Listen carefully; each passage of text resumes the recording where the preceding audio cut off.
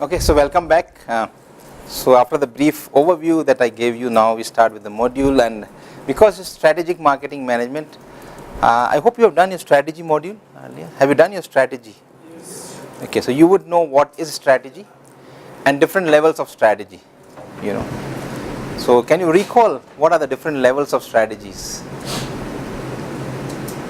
You know, because if you look at a company, you know, there is the leadership, management, middle level management, lower level management. So similarly there are different levels of strategies also, you know. So there's an overall strategy under which the company works. Then there are functional level strategies, you know, marketing strategy, HR strategy, and finance strategy, and all those. And there are operational strategies then, you know, which you execute. So different levels of strategies are there. So if you look at marketing strategy, it's a functional strategy, isn't it? Overall, it has to come under the overall strategy. There will be overall strategy of the company, and your marketing strategy should be in line with that, you know. Obviously that has to be done. But what is happening in the last few, or I should say last 15 years or so, marketing strategy, though it is a functional strategy, is influencing the overall strategy of the company. It is such an important strategy. See, your company, the only department, you know, which brings in revenue for a company is marketing, isn't it? Every other functional department is a cost to the company. Now looking from the finance or accounting terms, everything else is the cost. They don't bring in any revenue, you know. Even when we see sometimes, you know, our bosses says, man, you only spend, you don't earn anything because we don't bring in sales. That's the truth for every company, isn't it? Marketing is the only department which will bring in revenue.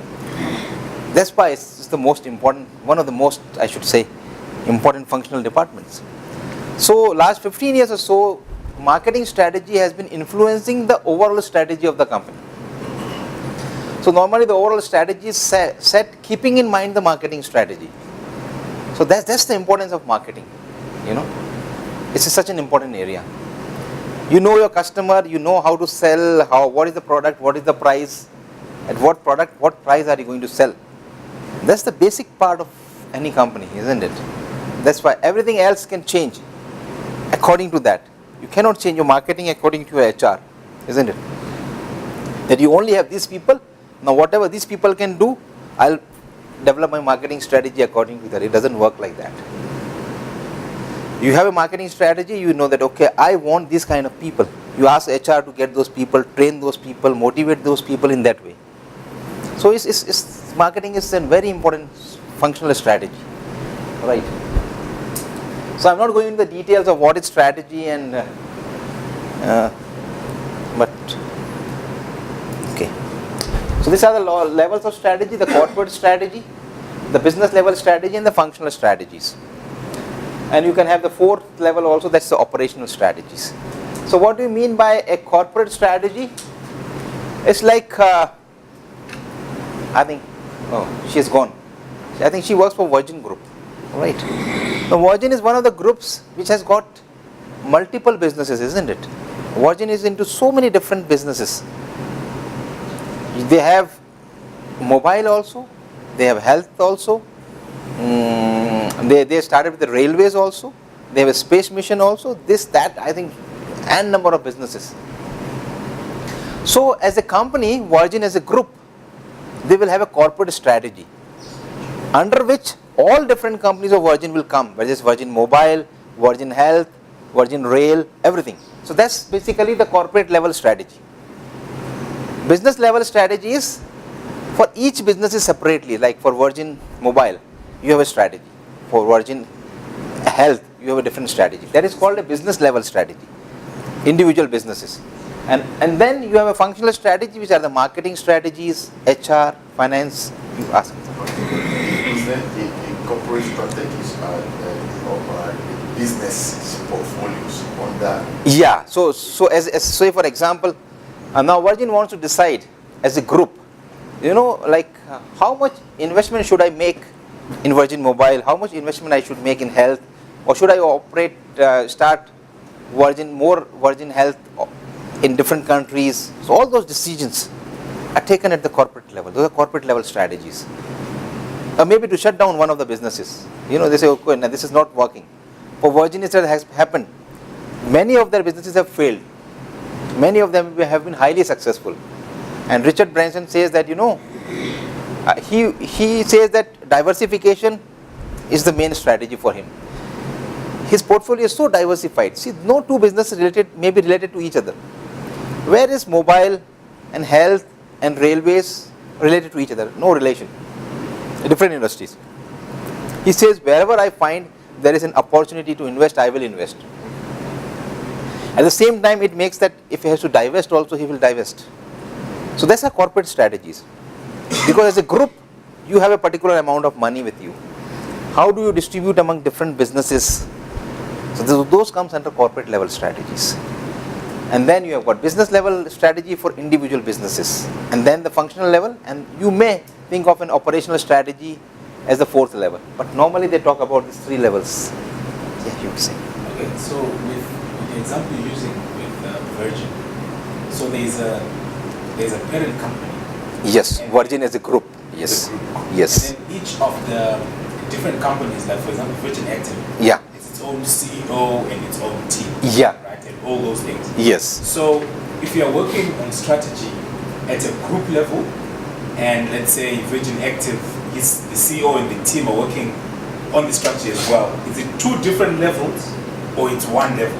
Okay, let me answer it in this way. See, for that particular business, which market, say for Virgin Active, have a CEO. X is the CEO of Virgin Active. So X has to decide what will be the marketing strategy, what will be the functional strategy, which market to operate. All those decisions are taken by the CEO of Virgin Active. That is not affected by the corporate level strategy. Corporate level strategy is more at, should I have this business? Shouldn't I have this business? Or if the business is not doing well, should I pump in more money? It's not working, should I just get rid of this business? Those are at the corporate. So maybe Richard Branson and the team may be deciding whether they continue with this, or whether do you want to expand. Say for example, you are CEO. He may not be in a position to think about a decision that should I expand it to a different country. Maybe that's taken at the corporate level. That's more governed at the corporate level. But for individual businesses, that's where they don't interfere normally. But I tell you, now that depends from group to group. Certain groups, people sitting at that top level, they decide everything. Now, see, whatever we are discussing is ideally should happen. But what happens in reality, the truth is sometimes very different, I tell you. People sitting at the head office decide everything. Those poor guys, maybe the CEO, he does nothing. He's a puppet. He's kind of remote controlled by people sitting at the head office. Question. Coming to marketing now, because we've got these three levels of strategy, maybe four. Marketing. Can marketing be involved in the first level? And I ask this for this reason. The company I work for instance, it's a multinational company. Right. It's in Germany, head office. Okay. But they don't have marketing for other countries. Each country does its own marketing. Yes. But then there's no head office for marketing as well in Germany. Okay. That's what I'm asking now. Okay. Let me put it in this way. At the corporate level, at the head office level, they don't make functional strategies. Like marketing is a functional strategy.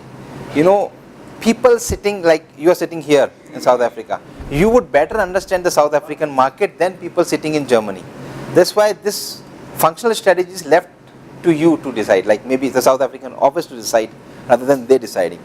So that's why they only think about, higher level strategies, whether to invest, not to invest, how much to invest, all those kind of big decisions are taken. These functional levels are left open to the individual company to decide. So you will have a marketing department who decides their strategies. So that's not governed really by them.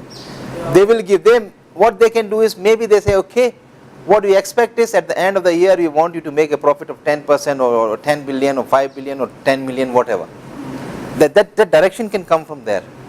Now, how do you do it? It's up to you. Yeah, I just wanted to understand coming into marketing, how far up does it go on this level?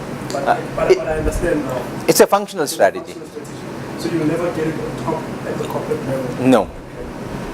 But what I'm trying to say is this functional strategy, this marketing, is such an important strategy that this functional strategy may affect your business strategies at the top level. The CEO of the company, when he decides the strategies, I think marketing may be the strategy which will affect all other strategies, like the HR strategy, the finance strategy, the operation. Business units, but not the whole group. No, not the whole group. Yeah, sorry to take you back again. Just a bit of clarity on because I just picked up something from what you said. So now, for example, the same company like Virgin, and it is assuming the same company that has the same portfolio, kind of the same product or services they are rendering, but they have branches. Like they have one here in South Africa, one in Nigeria, one like the way ShopRite is. All right. They are under the same group and they operate the same business, not diversification. There's the same kind of portfolio. How does that the corporate strategy in terms of marketing comes in place? Okay. See. What I feel is most of the times what happens is they will have a geographical area like the CEO. They say, okay, this CEO is going to look after this area, entire Africa, only South Africa. So and when that area is decided, that comes under a business level now. So that becomes the business now. That you are the CEO of, say for example, South Central African regions. So you make strategies, business level strategies for that area only. Okay. That's how they decide. Okay, that's clear. That's how you decide. So sometimes that area can be the entire continent also, or it can be just one country also. If a country is as big as China or India, you cannot think of two regions or something. Within one country itself, it can be sufficient. So Thank you, sir. yeah. So though it is more of a strategic management, but I thought let me bring in, because we are discussing strategic marketing. So this different levels. Okay. So if you look at functional strategy, we are only looking at marketing. We are not looking at different functional strategies. So primary focus is to effectively allocate and coordinate marketing resources and activities to accomplish the firm's objectives within a specified product market. Effectively allocate and coordinate marketing resources.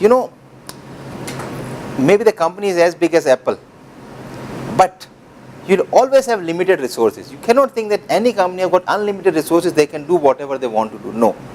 There is always a limitation on the resources that you have. So what you do is, how do you allocate? So how do you really allocate? Say for example, marketing. There are so many different functions in marketing itself. What is the budget for advertising? What is the budget for promotions? What is the budget for within advertising also there are different types of advertising. Right? There is a television ad, there is a print ad, there is social media, and there is a billboards. And so how do you allocate resources for all those? What is the budget for human resources within that? What is the budget for incentives? So all that you need to allocate those resources. Your resources are limited. How are you going to allocate that? Now that's one part. So how do you allocate and coordinate marketing resources and activities? The second thing is, the one is resources, second is activities. If we talk about the different activities of marketing, all those, your segmentation, your targeting, your positioning, for the 4P, there will be somebody responsible for those activities, isn't it? See, who is going to run promotions? Who is responsible? So you have different people like brand managers, and then your sales staff and advertising. Most of the companies outsource their advertising. Some people do it in-house. Who will do market research is outside agencies, your own. So you have to think about each of the activities and then allocate resources. Resources in terms of human resource and also the financial resources. So all these activities, that's basically the marketing strategy. So how do we allocate? That have to be decided. It's not a small thing many times, but that has to be decided. So activities, who is going to do what? There's so many activities. Who is responsible for what? Who is going to do what? Entire reporting structures, everything. So all this forms the functional strategy, that's marketing. Right. Critical issue is specifying the target market for a particular product or a product line. Now, it is very critical to identify your target market.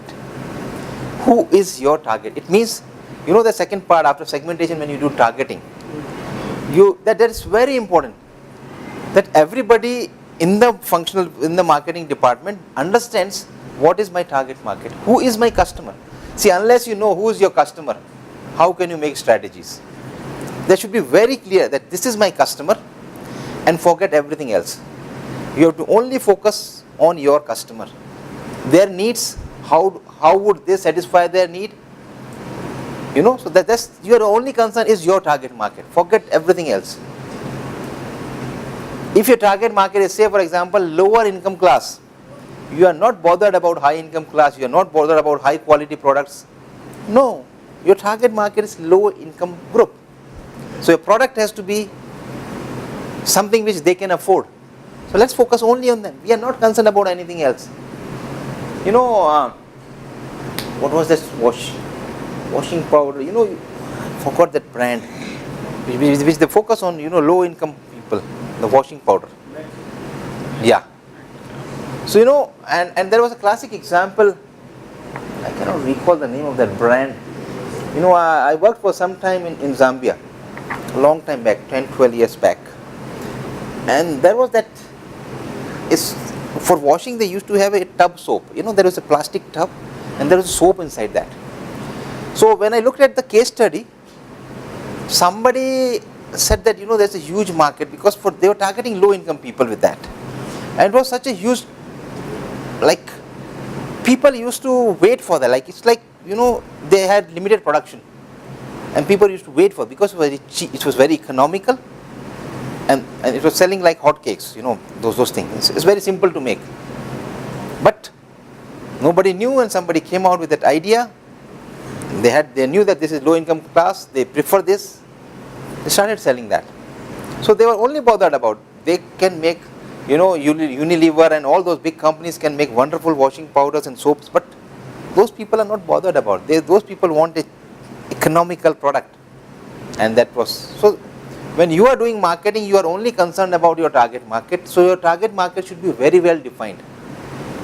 And then you have to keep an eye on your target market. How are their needs changing?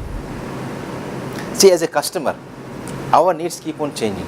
Or in other words, we want a different product to satisfy the same need, maybe.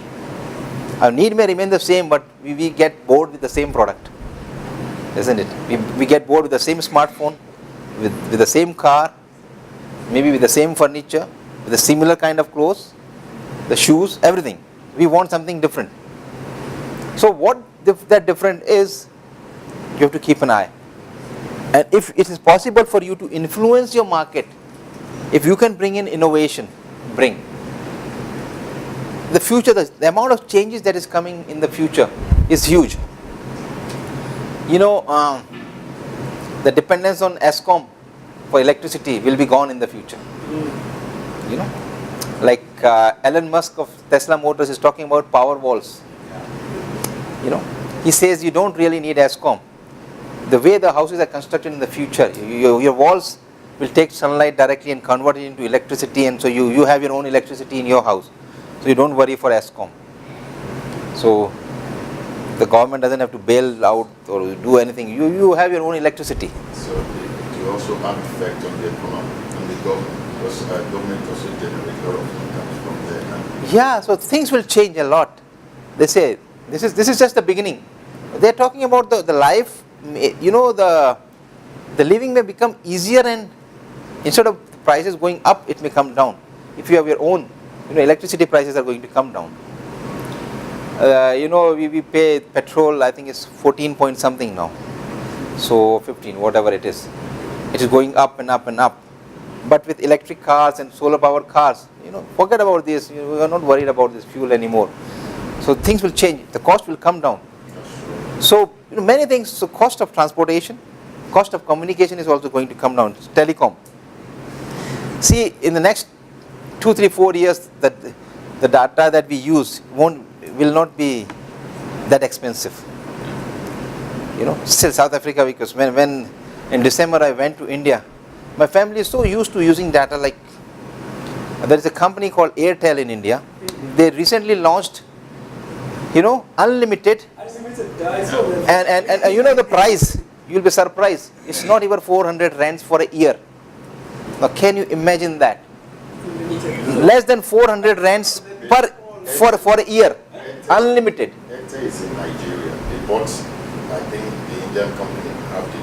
Now, it's just unimaginable. Like here, for 400 rands for entire year, unlimited. Now, what do you do with that now?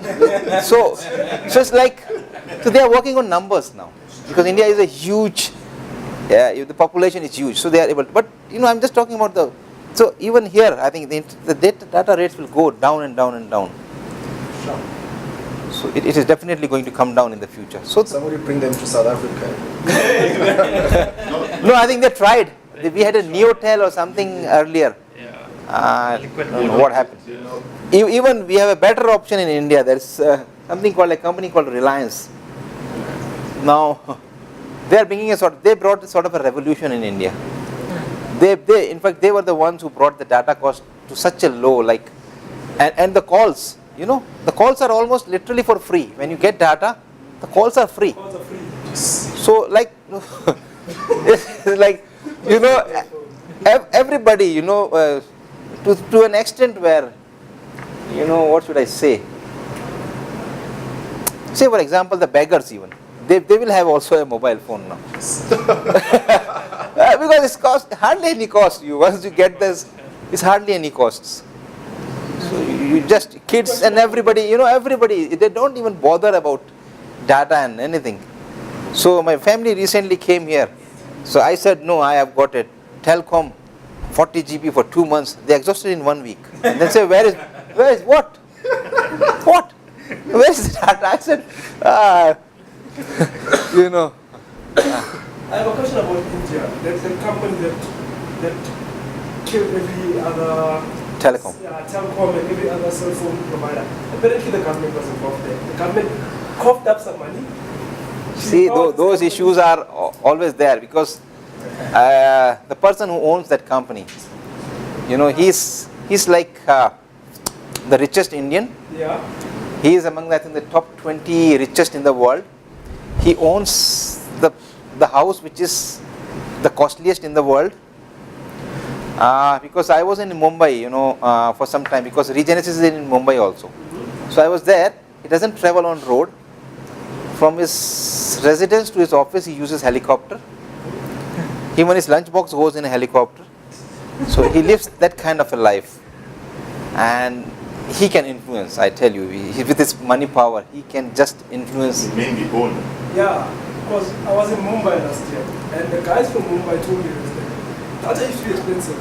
All of a sudden, he comes out with a revolution. Yeah, it's a revolutionary. Every competitor, everyone closed. I think what I would say here is that's disruptive technology is coming in. That's what we are talking about. In the future, it can happen to any country in any industry. But in Africa, and especially, let me use South Africa as a case study. This market is being monopolized the way I see it. You cannot break into this country. You see, in Nigeria, we have this banking system. Once you open an account, the banks don't close it. They don't tell you you are owing. If you have 1,000 rand, if you come after 5 years, you will get even something like 5,020. You have an interest, but they will send an email or informing SMS that you are not running your account 6 months. You will not be done. And the policy within South Africa here doesn't allow people to break into the market. And one thing I see here, I'm sorry to say this, is government is also conniving with companies to rob their people in terms of policy. Government stick together, they don't break the market open for everybody like other countries, whereby if you have a product that can benefit people, come into the system, but there must be a quality control system whereby whatever you are bringing, stand the test of time. I think that is one thing I see here why data, all these things are more expensive. In my own view, that's what I thought. Yeah, it can be. It's true. That's why we still don't have electric cars. Yeah. You talk about like monopolies like Escom or DSTV, and why they are so expensive. Yeah. And, Monopolies are always expensive, you know. It's expensive for the customers. But how does Airtel make money? They're giving data for free, or is data that cheap now? See, they all work on numbers. I don't know. It's like I think it's with the population, population of India. Yeah, because if you think about Yeah. that, population- 1.3 billion. Yeah. But even It's the population is more than the entire African continent. You know that. The Indian population is more than the entire 52 countries. member state. Because the So it's more than that. The one country itself. No, that's how big market is. The numbers count. It's just, So that's where everybody talks of numbers. You know, even if you get a few cents per customer, the overall profit is huge. So there's a lot of revolution in India about this internet, and the speed and everything is wonderful. It is, but with this telecoms industry, I think even what he's saying, even in Africa though, I think it's the easier one to do. Like if you look at how Econet Wireless did it in Zimbabwe, now it's all over Africa. But in Zimbabwe there was a monopoly as well with the telecoms industry. But then they went to court and all that, and then they broke it. You know, now they're in Zimbabwe, they're making billions. You understand? And now, you understand? So I think with this industry, the telecoms industry, I think it's easier to break into it more than the other ones if you have a proper strategy and everything. Now that's what initially I was talking about. You know, this fourth industrial revolution, or what now we're talking about the fifth one. They're talking about this innovations are going to be everywhere. And you know, every industry, if you are the head of marketing, you should be very, very cautious of what, either you innovate or die, something like that, you know. If you don't innovate, somebody else is going to innovate, your product will become obsolete and you are out of the market. So you have to continuously upgrade yourself, you have to change. That's the only way you do the things, otherwise you just can't survive. So whatever. In India also there were big companies, multinational companies in telecom, gone. Why? Because suddenly somebody comes with this sort of an idea. And what they did, not just that, it was like they had done an earlier also, I think 15-20 years back, the same group tried something. It was like, now also they are trying, I think, is a smartphone in, I think 150 rands or something. 100 rands or 150 rands. And that's, you know, and that was, and that comes with preloaded so many functions and features with, so for 1 year you pay, I think, I don't know, 1,000 or something rands, and then for the entire 1 year you only pay for that handset and the data. And the first year how they started that group was, you only buy that handset. For 1 year, entire data is free. You don't pay a single penny. That's what they did. Don't pay anything, buy my phone or buy my SIM, you're free. For 1 year is free. They started for 3 months, then extended for 6 months, then for 1 year. 1 year you don't have to pay. Now what happened? If you are becoming used to something for 1 year, can you change? I tell you, it's impossible. And then they started to charge. Now see, they have got, the first month itself, they had 50 million customers, the population of South Africa, in 1 month. Now, it was free, but you know, when they started to charge, now they had got more than 100 million customers. Wow, the profit goes like that. Make it back. So, you know, that's disruptive. Now you have to think out of the box, and these are something. But I think in every market, everywhere, you have to be very cautious. Somebody comes in and does like that. What do? I think a huge revolution is awaiting South Africa also in telecom, even in banking. A few banks, and I don't know, sometimes I don't find it, because unless there is a huge competition, you know, the services don't improve. Yeah. That's what it takes time. You know, transferring from one bank to another, why does it take 2 days, man? It's electronic transfer. Why 2 days? What for 2 days? You're not physically The money's there. why physically? Why for like my simple? I always fail to understand why 2 days. It's electronic, man. From here to there, it's electronic. Not physically. You are taking some money. It's traceable funds. Yeah. No source and the receipt. Yeah, and because earlier I used to find it, I used to transfer from FNB to I have an account in SBI, that's an Indian bank.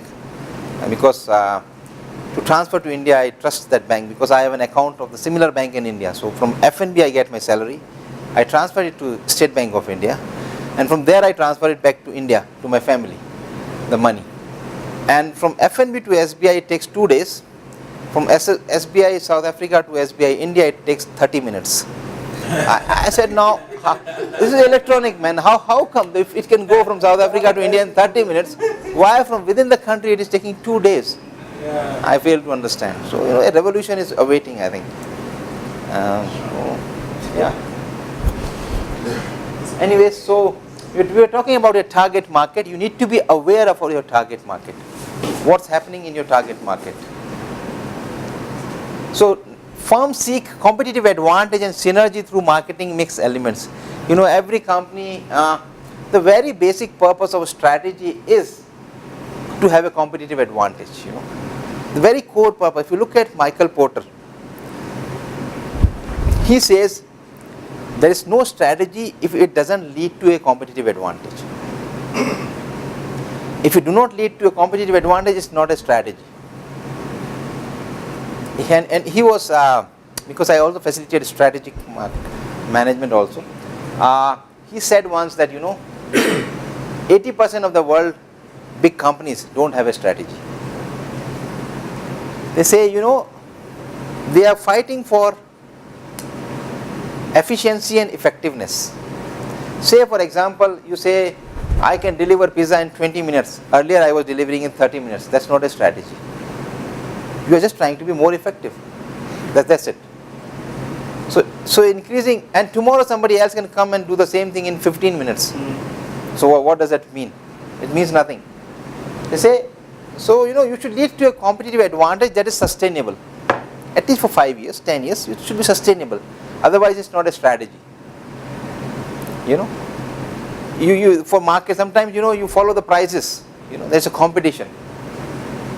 X company, say for example, X MTN charges one amount and Telcom charges, so this rates may be similar, or Vodacom, why they're competing. That's not a strategy. You're just trying to compete. So it should lead to a competitive advantage that is sustainable. That's why he said that it's not a strategy. So it's not a strategy class, so I cannot discuss in detail what he talked a lot about what is strategy, and so look at some of the videos if you get in time. Michael Porter on strategic management. He's wonderful, I tell you. Your entire concept of strategy would change the way he talks. Now, marketing's role in formulating and implementing strategies. The essence of strategic planning at all levels is identifying threats to avoid an opportunity to pursue. Marketing managers are usually most familiar with conditions and trends in the market environment. So these are the people who are able to influence all other strategies. Why? Because they know about the market. They are the people who know market more than any other department, isn't it? Everybody is there sitting in the office with the air cons on. They don't know what is happening outside in the market. Marketing people go and interact with people. So they have the pulse of the market. That's why. So thus they not only develop strategies for marketing department, but are often primary participants and contributors to the planning process at the business and corporate levels as well. So these are the people, real people. That's why you'll see most of the companies value their marketing people a lot. They get a lot of incentives and this and that. They win a trip to Europe, US, somewhere, why all the time they get all the advantages. They are people who are bringing in revenue, man. They bring in money. Okay. I'm not discussing this, but so basically what they are trying to say is that most of the companies which uses R&D for innovative product offering, that's where marketing is more contributing towards strategy. If you are thinking about innovations, that's where marketing. Because marketing guys will come and tell you that there is some other company thinking of a new product. You saw a new product in some market. Customers don't like a product. There are many complaints coming. They don't like a product anymore. All the feedback comes from marketing people. So I'm not going into the lot of detail. So why strategic marketing? Because so why we talk it as strategic marketing? Why not marketing? The very purpose is that you can have simple marketing, but marketing is a strategy. And remember, I discussed that strategy is something which gives you a competitive advantage, which is sustainable. So your marketing strategy, though it is a functional strategy, you should build it in a way that it gives you some sort of a competitive advantage.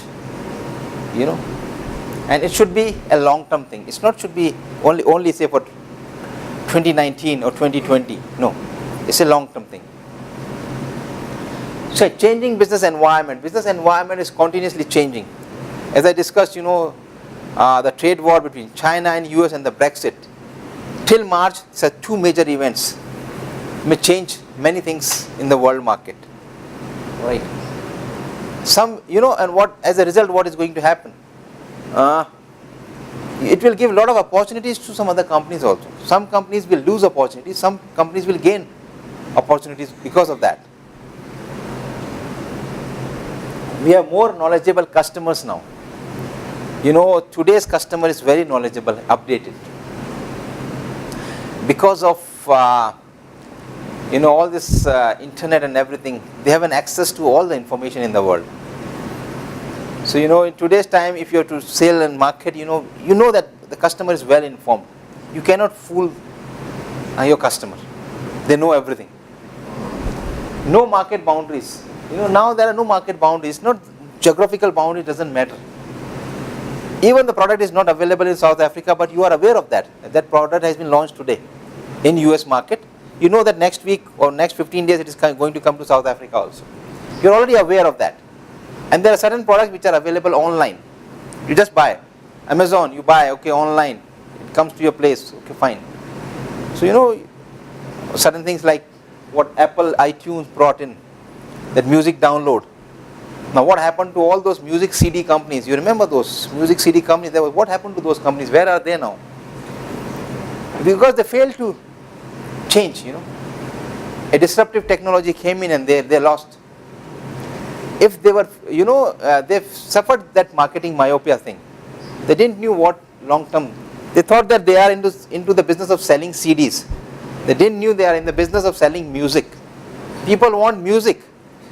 So, and they want it in a convenient way. So this was a more convenient way. So that's why this was a success and that was a failure. And new forms of competition.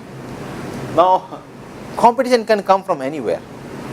Earlier what used to happen is, when you think about competition, you used to look at competitors from within the industry.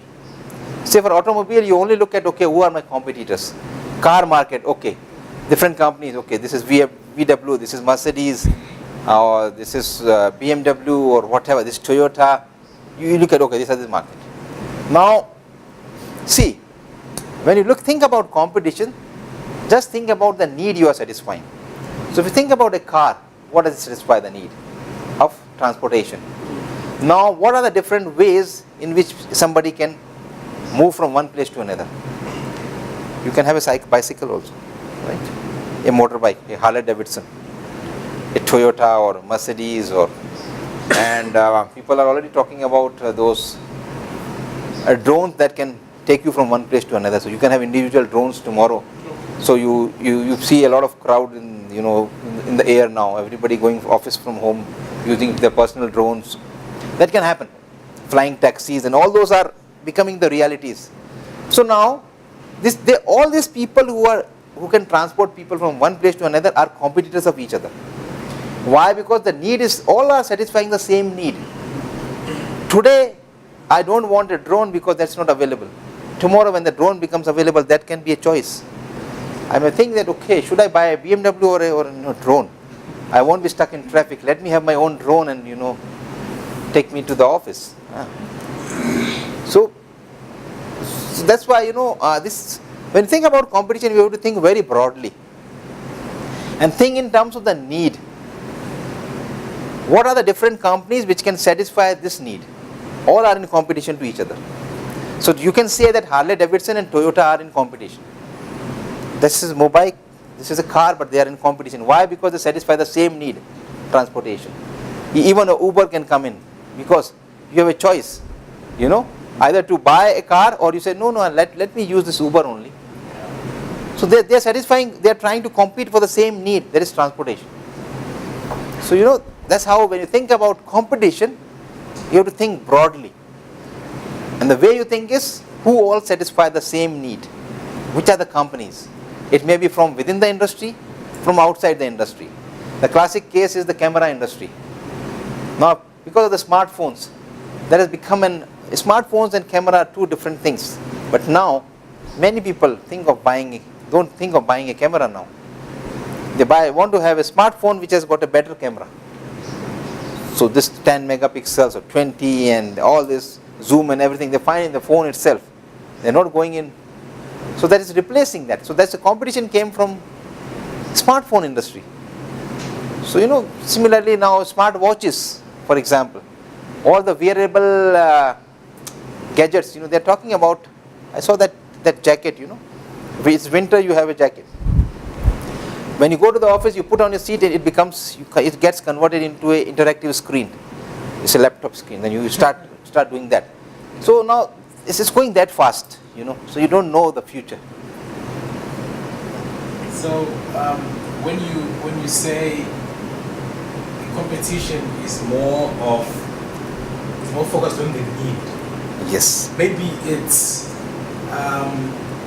more or less equal to even the want as well. Right? What I mean by that is, for example, Toyota.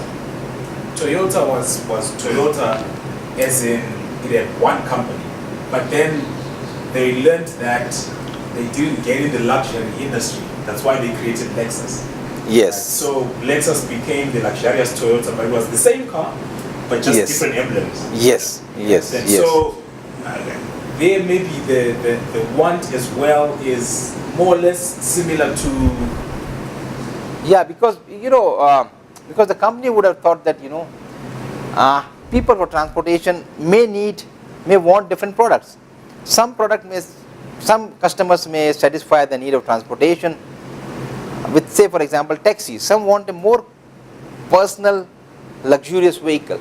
Okay, they want that one. So why not to introduce? That's why when I talked about segmentation, we said there are different segments. You have to identify which segments are you satisfying today and what are still to be targeted. You say, no, there is a segment which wants a premium car. I don't have it. Okay, tomorrow I introduce one. I say, okay, now I'll cover up these customers also. Because these customers were earlier going to BMW or Mercedes, now say, or let them come to me. You look at Unilever. You know about Unilever, right? Look at the different soaps they have. If you just look at, I think they may have 10 different brands of soap. Now, why so many? They don't want to leave any segment to any other company. They want to have soap for every customer, whether it's low income, middle income, high income class, male, female, children, everybody. They have something for them. So if you look for an option, you look for a Unilever soap only, bathing soap. You say, no, I don't. Whatever you find, you say, oh, there is an option. So that's what they have done. Not every company can do that. It's difficult. But yeah, it's not impossible. That's what we can say. So we can always try for that. Then another reason for strategic marketing is shortening product life cycle. The life cycle, are you aware of the product life cycle? Yeah. The introduction, growth, maturity and decline. Right. Now that period between introduction and decline is becoming shorter and shorter. Why? Because of this disruptive innovation, disruptive technologies. You develop a product today, it can become obsolete after 2 years. What do? That's why you have to keep an eye on your target market and everything. Maybe you also innovate. So that's why strategic marketing. Okay. So what is strategic marketing? Simply, we can put it in a word that when market-driven strategies are followed, this is strategic marketing. So market-driven strategies are the basic thing. It should be market-driven and not product-driven. That's a difference. There are some strategies which are product-driven. Product-driven means I am a company, say for I manufacture an X product. Now I already manufactured. Now I say, okay, now how do I sell it? That's product-driven. On the other hand, I have a market-driven. I say, okay, what does customer want?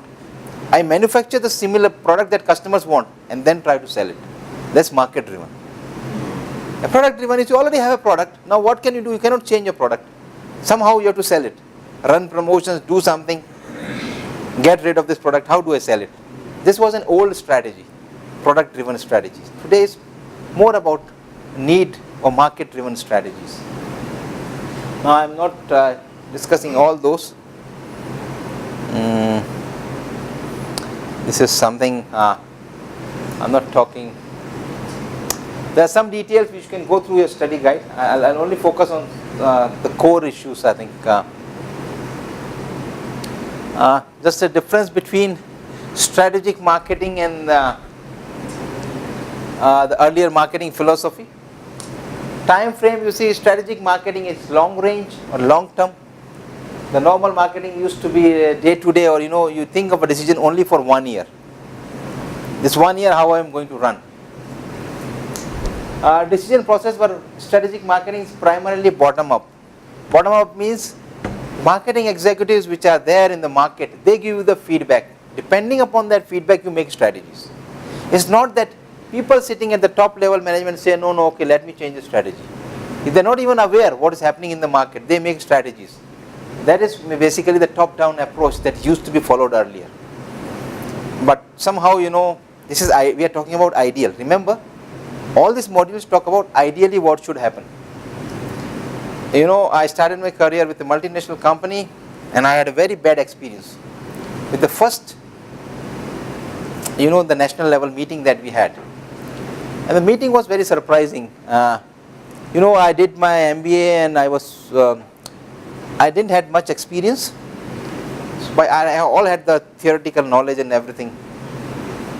So there was this meeting happening, and the meeting was all about increasing the price of a cigarette, whether we should increase or not.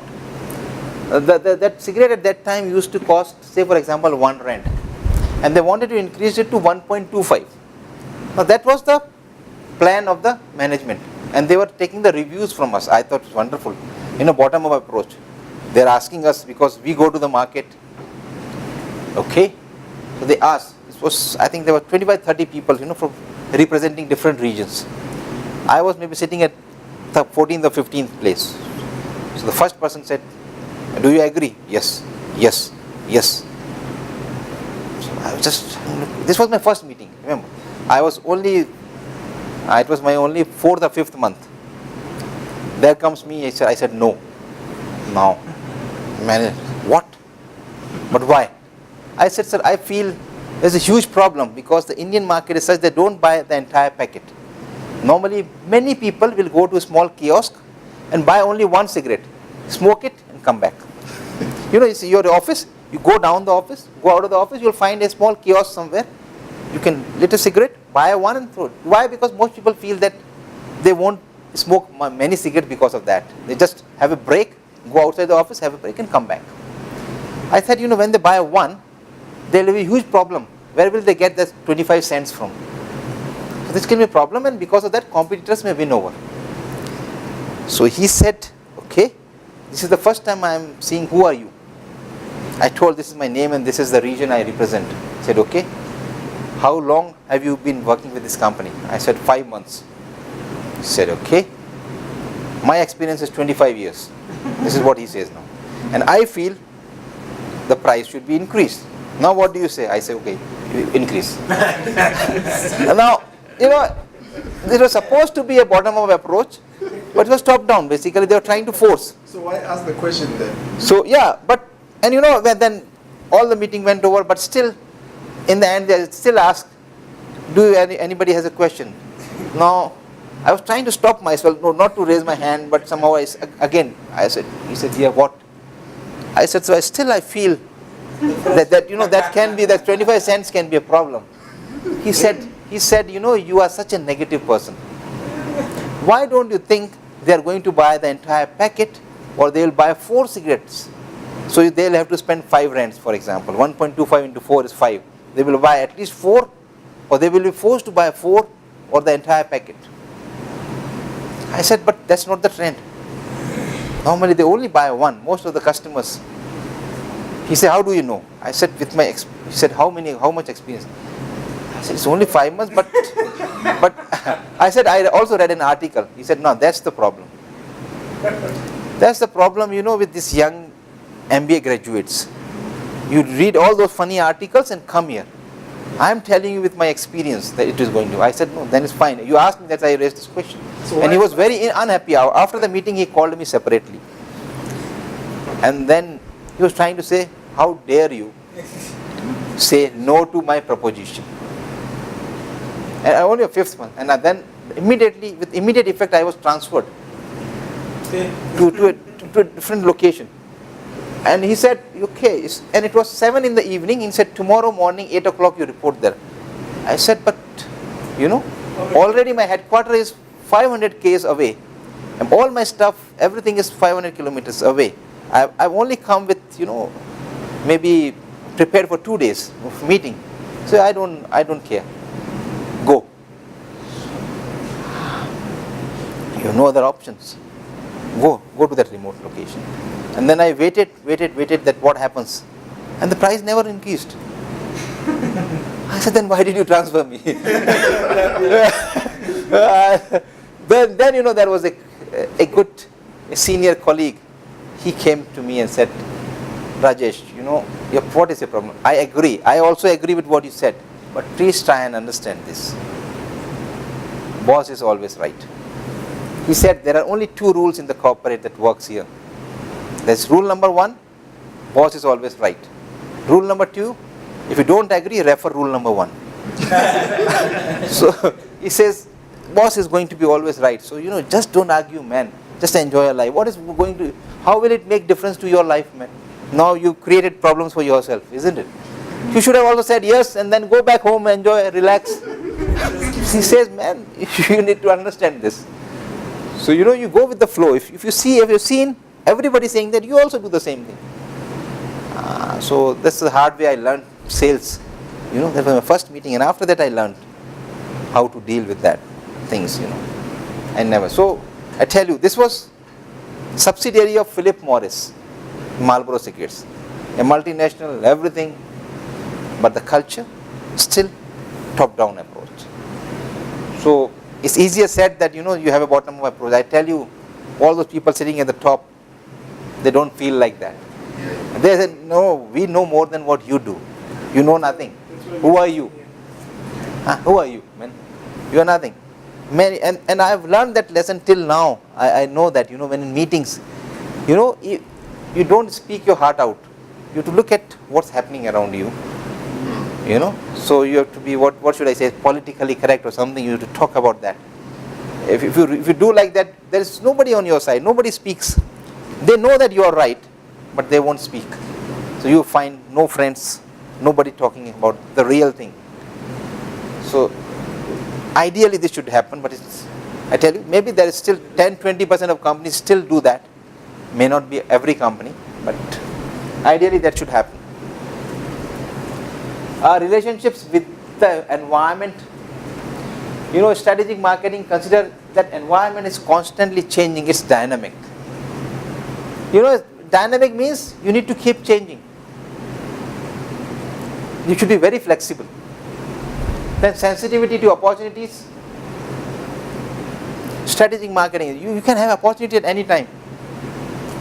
You have to look for opportunities in the market. There's an opportunity, just try to catch on to that. Organizational behavior, synergy achieved between different parts of the organization, horizontally and vertically. Now, what happened with in a normal traditional marketing management? People used to manage marketing department. You only have people from marketing to help you and assist you. Today they are talking about no. It's such an important function. You know, you should be constantly in touch with your research and development department. You know, R&D. You should be in touch with those people. And many times, you know, it's good to form a team, sort of a finance. You should understand that, you know, does your company have the financial strength to go for some sort of an innovation or not? So R&D, finance, marketing, then HR. You know, HR people. You talk to them that this is what you want, the kind of people. So you know, all that has to. They work as a synergy. It's not that you work in your own silos. That no, I don't know who you are. You know, separate. HR doesn't know who marketing people are. I tell you, in big organization happens. People don't even know. Because marketing people keeps on moving around. So when you come to the office, they say, oh, who you are? I don't know who you are. So the nature of the jobs requires a high degree of creativity and originality.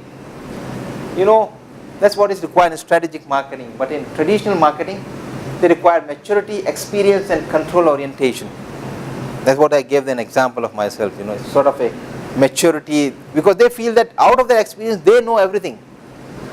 Because I am saying so, that has to be implemented. It's not dependent upon the information and data. That used to happen, but not in today's time. It's more about, you know, taking advantage of the data. So big data analytics has become really important in today's time. You know, you have all the data and information, but to analyze, I still tell you, more than 70% of the companies won't be utilizing the data that they have. They don't know how to analyze it. That's why there are big companies who are doing data analytics, analytical companies. And I think that's a rare talent. If you have it, I think companies will just hire you like anything. It's a big, huge area. I met one guy who was talking, and it was so wonderful that the way he was talking about, and he said, you know, because the way McDonald's functions, they are basically franchise stores. So he told me about 2 different locations, McDonald's, this and this. You know, you won't see this after 6 months, this 2. I said, how this? He said, we are analytical, that's our analysis. If I go wrong, then tell me. I said, but how? He said, just look. And he was so correct. After 6 months, he vanished.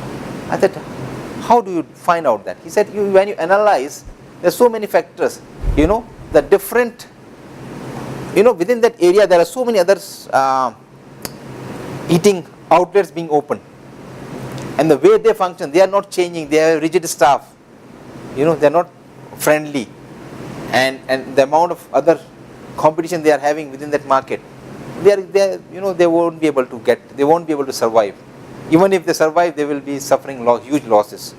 So you know, you can do analytics and find out so many things. And leadership style is basically proactive. You take a proactive decision.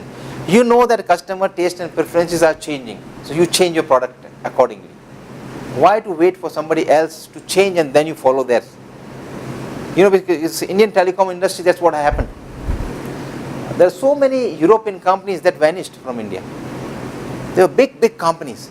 Even Vodacom, you know, they're struggling in India. Why? Such a big company, huge company. Why they are struggling? They failed to anticipate that somebody can do this. And now they have also brought down the charge. You know, the rates have gone down for them also. Why can't they do it earlier? So it was a reactive decision. They reacted, not proactive. If they have done that, you know, the Reliance group, I think they would have thought twice what to do, because there was a wide option available to them. Throw a small, you know, a price which anybody can and everybody can afford. Just go for it. So that's strategic marketing. Now we go to a more detailed thing.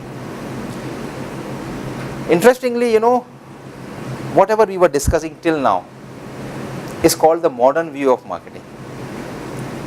And the person who suggested this more often is Philip Kotler, one of the professors, you know. If you Google his name, if you try to find the textbooks, you'll find many textbooks written by Philip Kotler. one of the pioneers of modern marketing. He suggests so many things. But he's not the only person, isn't it? Philip Kotler, he's a very, he's a renowned professor. But, so what we have done is, we have tried to identify the different ideas and views on marketing. The first idea is of the modern marketing of the Philip Kotler. The second idea is of Stephen Brown. Now Stephen Brown wrote an article in HBR long time back, and he talks about retro marketing, the old fashioned way of doing marketing. He says modern marketing is not suitable for all the products in all the markets at all the times. For some products, some markets it may work, but not all the products all the times. That's what Stephen Brown says. And the third idea we take from Steve Jobs. It's a sort of a combination of Stephen Brown and Philip Kotler. So these are the three different views on marketing. So we should not have a blind view that, okay, this is the only view. No. There's retro marketing, there's modern marketing, and there is a path in between. So you have to decide which view you have. Right. So there is an article, Torment Your Customers, They'll Love It. This is by Stephen Brown, which talks about retro marketing, the old fashioned way of doing marketing. You know. So Stephen Brown, in his article, Torment Your Customers, They'll Love It, talks about retro marketing. He is of the view that modern marketing is not required for all the products, all the segments at all the times. You can easily find this article if you go to this link, or if you Google it, you will find this article. It's a very nice article. You can go through the entire article. We'll discuss some briefly about this article. His views are: marketers spend all their time slavishly tracking the needs of buyers and meticulously crafting products and pitches to satisfy them. He says there is no need to run after customers, man. Try to identify that. He is of the view, you have a product, you can sell it to the customer. You should have that selling ideas, salesmanship to sell this. He says it's very easy, know what customer wants. You want X, I say okay, have it. You will take it. What is the great art in that? He says marketing people have lost the art of selling. You know, the art of selling is, even if you're bald, you are able to sell a comb or something. That's sales. You can say that, even if you start using it, maybe yeah, your blood flows nicely, and then you will start growing hairs, and it will be lovely, and something. You can start doing it. He further says, my friend, has gone too far. The truth is, customers don't know what they want. They never have, they never will. That's a very interesting comment. If somebody comes to you and asks, that, okay, now what do you want in your smartphone? What do you want in your television? What do you want in a car? Many times, maybe not everybody is aware that what do they want. So how can they tell to the company that what do they want? So where is the research coming from now? Our entire modern view was based upon that customers want different products. But they're not aware. So if you ask them, so they don't know. If they don't know, then the entire concept of modern marketing doesn't hold so good. The wretches don't even know what they don't want. As the success of countless rejected bifocus group products, from Chrysler's minivan to the Sony Walkman, readily attest. A mindless devotion to customer means Me Too products, copycat advertising, campaigns, and marketplace stagnation. So he's talking about, it's copycats, you just follow what they want. It doesn't work that way. He says that's not creative. There's nothing creativity in that. So this is his view now. It's quite interesting. Brown suggests that it's time to get back to an earlier marketing era, to the time when marketers ruled the world with creativity and style. It's time to break out the snake oil again. It's time for retro marketing. He says, have some art, man. Try to persuade customers with selling tricks and selling ideas and marketing ideas. That's what he's trying to suggest. So Brown further argues that marketing doesn't serve demand, it creates it. He says you can create demand. You have a product and you can create a demand for the product and sell it. Now this is always an argument, whether marketing serves demands or it creates demand. You know, it's always an argument. He is of the view that you can create demand. You develop a product first and then try to sell it through your marketing ideas. That's what the true marketing is. Another idea, just think about it now. He talks about retro shock and retro marketing. These days marketers aim to make life simple for the consumer by getting goods to the market in a timely and efficient manner so that they are available when and where they are wanted at a price people are prepared to pay. Could anything be more boring?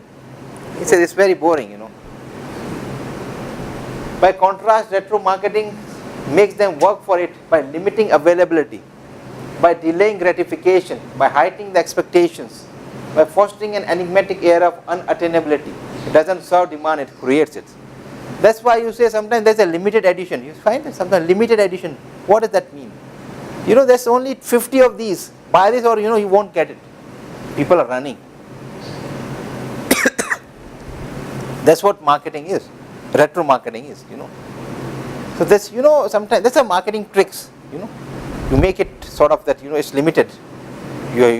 Sometimes, you know, it's a limited time offer. It's only a valid till 31st. People are running for it.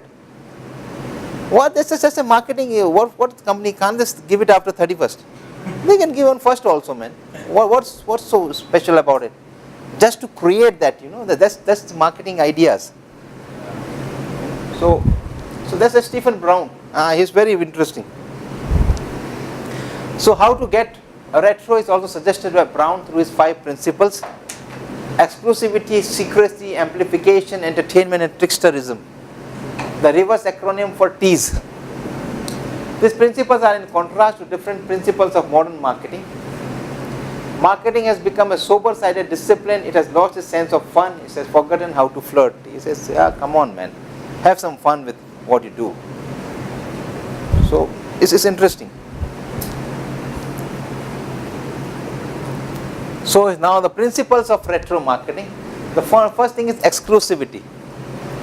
Customers crave exclusivity. Retro marketing eschews the here it is, come and get it, there's plenty for everyone proposition. The modern marketing, by deliberately holding back supplies and delaying gratification. You want it, can't have it, try again later.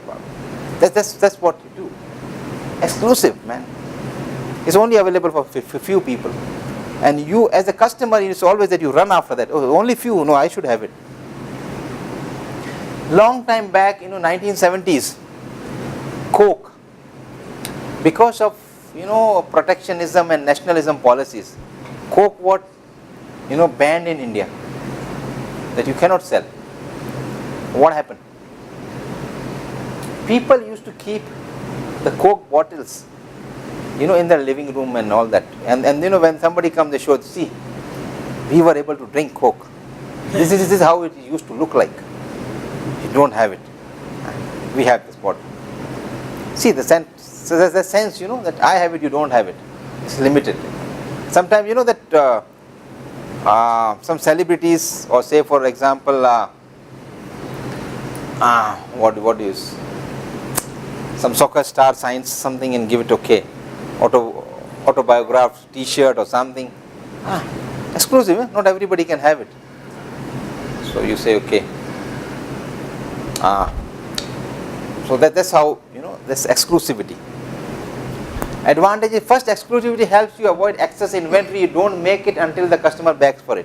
So no problem of inventory, no dead stock. It's not that stock is lying, it's not selling. Why? Because you are delaying the gratification. Customers say, okay, let me advance book it. I book it, I say, okay, please have this, I want. And you say, okay, you will be delivered next month. You are at ease, no problem of inventory. You only manufacture once you get the order.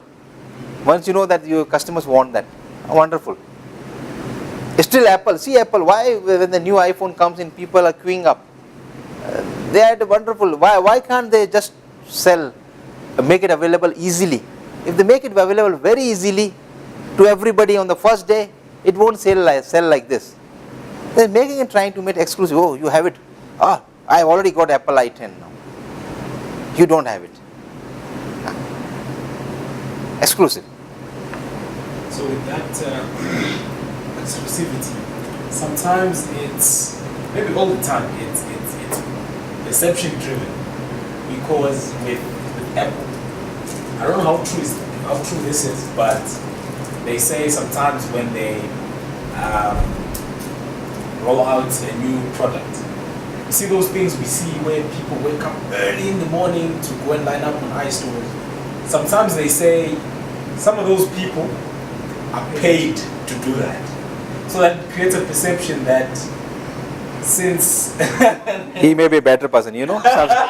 Somebody who worked for Apple. So you must tell us. Somebody who works for Apple. That's insight. Yes and no. So Yes, tell. in the South African industry, no. Yeah. But in the States it does happen. They do have a few people. Yeah. But also remember that Apple's whole thing, their marketing is so good, it makes you buy the product before the thing even comes out. Like they spread the rumors. The rumor sites will say iPhone 10 is coming out, it's got XYZ, and you're already like jumping at it. You're already sold. You're already in the queue. Yeah. So They're doing retroma. I tell you, that's retroma. Just you are running after the product, man. They don't have to worry about the They thing. already convinced you before the product even came out, like the iPad and that. Nobody even knew that technology actually existed. But there were people like Microsoft that had other tablets and things like that. But because of the strong marketing, you already bought an iPad. You didn't even consider what the other players were doing. Yeah. So yeah, this yeah, it may happen. Yeah. You know, there is a retailer very similar to this iPhone. There is a retailer in India, and they run as exclusive deals on 2 times a year. They started only 1 time a year. That will have a, you know, like a Black Friday sort of a thing, huge amount of discount. And in their style of, you know, they have a very peculiar style. What they say is, you know, the old newspapers that we have. In India, there's a trend, almost every household, they buy a newspaper. We don't have that trend here, but that's every home, you know. In the morning in India, if you don't read a newspaper, your morning has not started. Something like that, I tell you.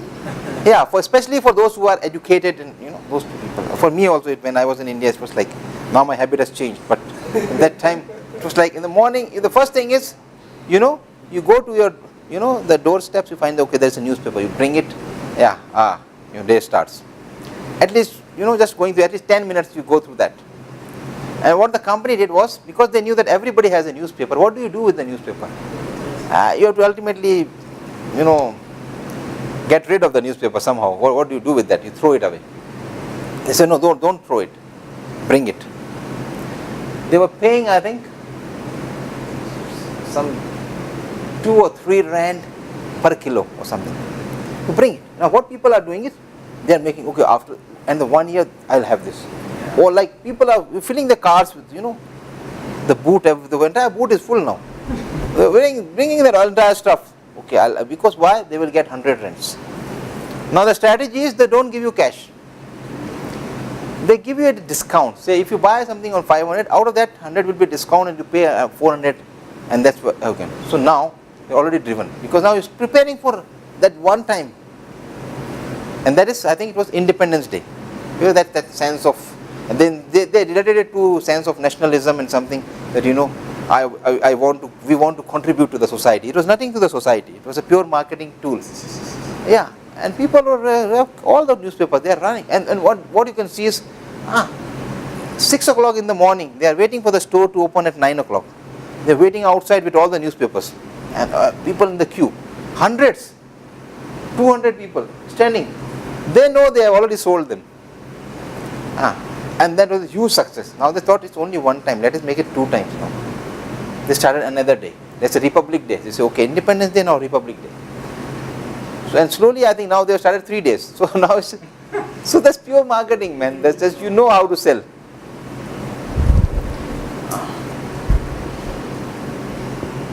So our second advantage is it allows buyers to luxuriate in the belief that they are the lucky ones, the select few, the discerning elite. You know that, oh, exclusive, I only have it. Only a few people who have this. Like promoting exclusivity is a standard practice in the motor industry, you know. Limited edition car or limited edition something, you know, that just comes. So that's the first principle. Second principle is the secrecy. Whereas modern marketing is upfront, above board and transparent, retro reveals in mystery, intrigue and covert operation. Not really covert, but yeah, they do not reveal everything. Consider the classic secret recipes that have helped to purvey all sorts of comestibles, Coca-Cola, Heinz ketchup, KFC. There's like many of these. You don't know what is the recipe for that. Is that great a secret? Nothing great. But they want to keep it a secret. Why? Because people say we don't know what is the secret behind Coca-Cola. It cannot be a big secret. Or behind KFC. KFC, you look at KFC, the history, and the person who started the KFC, I think he started that after his retirement. And after, I think he failed and then he became successful. I don't know whether he had his own formula of making the chicken and all those things. But now nobody knows what is that formula, and they want to keep it secret like that way. Yeah, nobody knows that. We have some wonderful secret. What is so wonderful secret? That's how. Similarly, many times, you know, like blockbuster Hollywood movies also, sometimes they'll just show you the trailers, you know, and then say, okay, the rest you have to come and see in the theaters, you know, that you create that sort of an air that you, through trailers they want to create that environment. Oh, you don't know what is going to happen. So that's how, you know, secrecy, keep things secret. Why? Because customers get interested. A wonderful advertising idea I saw one time. There was this first page of like a Sunday Times. The entire what they had was only one dot, entire paper, one dot, and written, you know, follow this, you know, to find out what this is for, something like that. You follow the next day, something more comes, then say follow. It continually comes for 1 week, and then you find out, you know, about that company. So now they are creating interest. Every day you are waiting now, what is going to happen next day? Like, you know, it's cost a lot of money, but they did that. So it was like, and it was nothing like it was Procter and Gamble or somebody coming out with a new washing powder. What's so great about that? But they created an environment that, you know, so that's, the third principle is amplification. To ensure that a hot ticket or cool item is talked about, and more important, that talking about is talked about. You know, it's just to create that environment. Everyone is talking about that product. You know, good or bad, it creates a good feeling, you know. People talking. So you want to amplify, you want everybody to know about your product. In a world of incessant commercial chatter, amplification is vitally necessary, and it can be induced in many ways beyond just mystery. There's nothing like a little outrage to attract attention and turn a tiny advertising spend into a mega budget monster. Another powerful amplifier is surprise. An unexpected marketing campaign can send shockwaves through the media, as when Pizza Hut paid to have its logo placed on the side of a Russian rocket. You know, do something very different. You amplify. Why? Then everybody will be talking about that. I think Virgin Group, I again remember that example when they said that they are trying to start transporting people to space, and I think and they talked about there's a guarantee that will take you there, but no guarantee that you come back. Nah, and I think so. And I tell you, there was huge. People were excited even then. They want to go to the space and see what it looks like. And so there's an ambitious plan, and you know, so all these things are like amplification. You people are just interested. You know, like people talking about that in future there can be a life on Mars. If there is a life on Mars, people have already talked about it. They will develop colonies on Mars, you know, and trying to sell, you know, plot of land on Mars. Now, I tell you, if a company say tomorrow comes and tells you, know, okay, the plot is available on Mars, you know, you can get a position after 10 years. I tell you, there are some people who will book that. Because they feel that maybe the earth may, you may not be able to live on this earth, and then you can go to Mars. You don't know the condition of Mars, but even then, Yes. they say the temperature is extremely cold, minus 40, 50 something on an average, but they say you can live in that temperature. But how? We all don't live in Canada, so anyways, or the Russian where you can survive in those. But yeah, that's how people do. So amplify. Then entertainment. Marketing must divert, it must engage, it must amuse. Entertainment is in many ways is the essence of retro marketing, and the lack of it is modern marketing's greatest failure. You should entertain. The marketers of Hollywood, not surprisingly, have been resolute holdouts. The website to promote the remake of Planet of Apes, for example, contain elaborate treasure hunt. You do something, very interesting, fun, where people get involved. So that's entertainment. Many times you see, certain company, when I go to this mall, across, many times I find some people doing very interesting stuff. Huawei, when they launched their mobile phones, they had a sort of, I still remember that, it was 3 years back or something. They had, created a small maze, and and in between places they have hidden certain features of Huawei mobile phone. They say after the maze you come out and you have to talk about all those features. If you are able to recall and call it, we give it a gift. Yeah, it was sort of fun. So I went there for fun. So my friend told me it's fun to go there. I went once. I said, okay, let's go. What's there? I went there. They asked. It was pretty simple, because he already told me that he'll ask you. So because I knew that they are going to ask me, so you have that attention. Then look. Then they said, okay, you have to repeat only 5 features. Here it is, and you get a very good gift. You say, oh, it's interesting. So you make it fun, interesting, and the interesting way was why they want that. Now the 5 features are there in your head. They want you to repeat it, and when you are repeating, 10 other customers are also listening. So at least it's going to your head. They are listening. All those things. Quite interesting way of doing things. Now that's entertainment. And finally, tricksterism, playing tricks. Marketing must deal in tricks. The tricks don't have to be particularly elaborate. There's an old example. A particular sly bit of tricks was served up by the makers of Tango, a fruit juice soda popular in the UK. In 1994, the company bought advertising time and used it for what appeared to be a public service announcement. Its marketing director warned viewers that some rogue supermarkets and convenience stores were selling a knockoff the brand. It could be detected because it was not fizzy, and asked them to report the miscreant outlets by calling a special toll-free hotline. Apparently, some 30,000 people rang up only to be informed that they had been tricked as part of the company's promotion for a new non-carbonated version of the drink. You can play some tricks, play some fun tricks. People remember them. Oh, this is what the company did. There was a campaign by Pepsi. Pepsi and Coke are equal competitors in the world market. South Africa is a unique market for Pepsi, where they don't have the almost equal market share with Coke. Most of the parts of the world, they have equal market share, I tell you. They are head to head. So there was a campaign, and it was very interesting. They were trying to find out whether people buy a brand or they are really interested in the taste of that drink. What they said, they removed the branding from that. This was without any label. There was Pepsi and all that was there. They say you identify, drink it and identify whether it's Coke or Pepsi.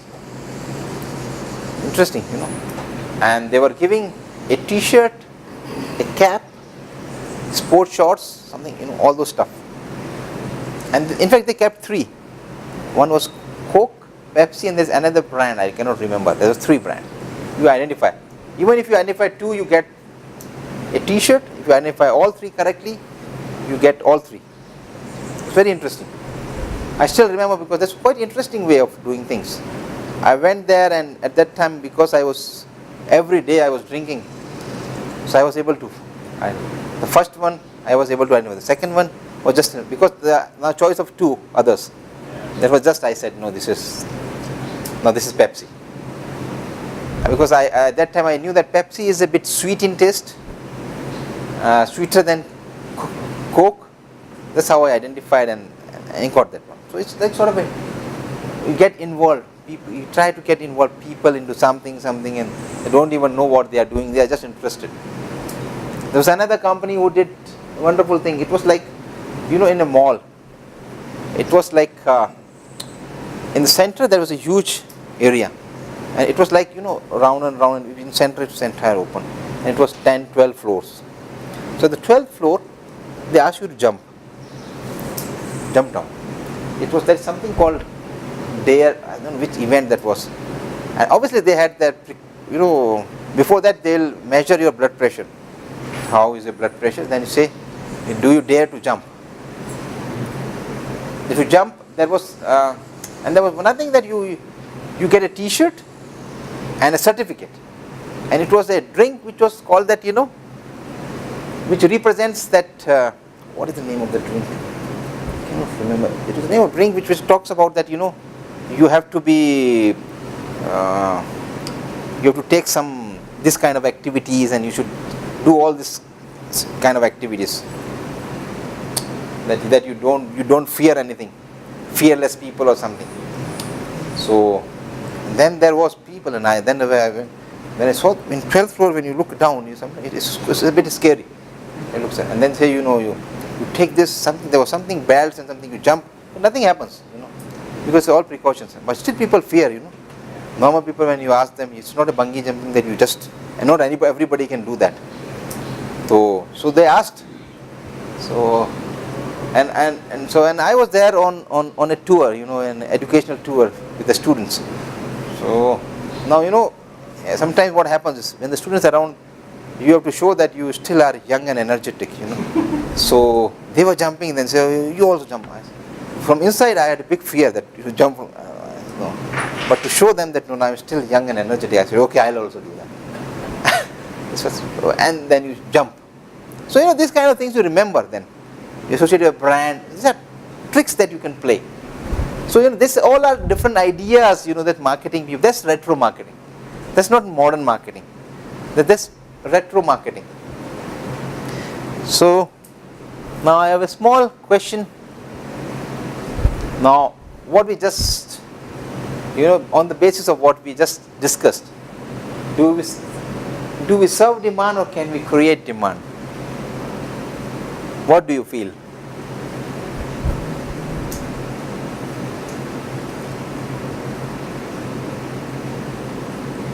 think mostly we are serving the demand. Well, I think we create demand. Okay. Simple. Because with, for example, what we're doing, the MBA, I didn't know there was such a thing called an MBA when I was in grade 12 or anything, but I had to learn about it with people who I aspired to be, and then I knew that these guys had an MBAs or something, you understand? So it created that thing in me that I wanted to do an MBA. So I think it's created and then you serve. Okay.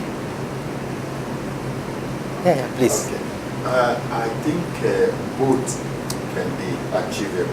You can serve demand, depends on the market concern, and creating it also gives an opportunity of you having a share of the market to understand. Okay. What do you feel? My view is you create the demand. Creating it.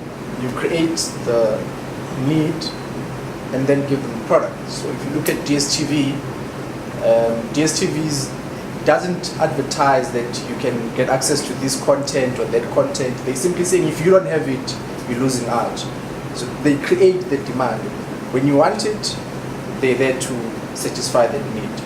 But if you serve just the demand created by anybody else, your product may be misaligned. But if you create the demand, you create a demand that's aligned to specifically your product that only you can fulfill. Interesting. Okay. I think both. I think traditionally we're used to serving demand. But I think that the change is becoming, especially with the fourth industrial revolution and everything, the way everything is going is creating now demand, showing the value before the consumer actually knows about thinking of something like that. Okay. Okay. Okay. Can I Yeah. Yes. say why I'm saying serving the demand? Truly, most companies today, I believe, it's the easiest way out of business is to serve the demand or to create demand. You don't find industrialists anymore. Everything that's coming up now is something that's being done. It's just being done. Yeah, it's just doing things better. DSTV, OpenView HD. For those who couldn't afford, you're just serving the demand. But it would be nicer to create the demand because now you can keep the product for longer. But now it's all about doing something better. I know you need to have a phone. I know iPhone is expensive, but keep you away. Exactly, we're just serving the demand. I think that's what not all of them, but most companies are doing that. It's rare that you find brand new products in the market, like it hasn't been done before. Okay. I think we're coming to an age where people are starting to exhaust those ideas of coming up with something new. It's been there, we're just doing it better. So the demand is already there, just finding a new way to serve it. Okay. Okay. Yes, as such, there is no right or wrong in this. Depending upon the product, the market, you can create also, and maybe you can serve also. It depends. So, I think modern marketing goes more with serving demand. You know, so you just identify that need and then you develop a product and then just try to satisfy that. In fact, retro marketing is more about creating, because you have a product and then you say, okay, I'll get some ideas to get it sold. You know, you are confident enough that you can sell it. So, yeah, it's very interesting. You know, so, but remember one thing: a need is there. You know, somewhere it may be a hidden need, a latent need, or something is there. See, need is very something. We discussed about need of food, clothing, shelter, belonging, communication, transportation. All those are different needs. But people want a different product to satisfy these needs. And that's where, as marketing guys, we need to think, okay, that's what modern marketing says. Try to find out new ways of, serving that need. How can you develop a product which is better than all products which satisfy the need presently? People have got very strange ideas now. I was reading an article where they were talking about, the problem of this food grains and vegetables and all that. They're already talking about maybe you don't need food. You start eating those capsules, Okay, 2 for the breakfast, 3 for lunch, again 2 for evening snacks or something. So it's like everybody has a small packet now. Okay, breakfast. Okay, you don't waste your time in the kitchen. There's not bulky. Okay, you carry in your pocket, have it. Don't waste time. You save time, save energy, all that. It gives you the required energy. So they say that in the future maybe that can be an option. And so different people coming out with so many different ideas to satisfy the same, because we need food. Because food is basically because we are hungry, we need food. They say, okay, have this capsule, you won't be hungry. I said, okay, then let me have it now. Now, what happens to people who eat it not because they are hungry, because they love the taste? There are many people, I tell you, you do it because you love the taste, especially the sweets, the ice creams, and all those stuff, the cakes and ice creams. It's not that you are hungry.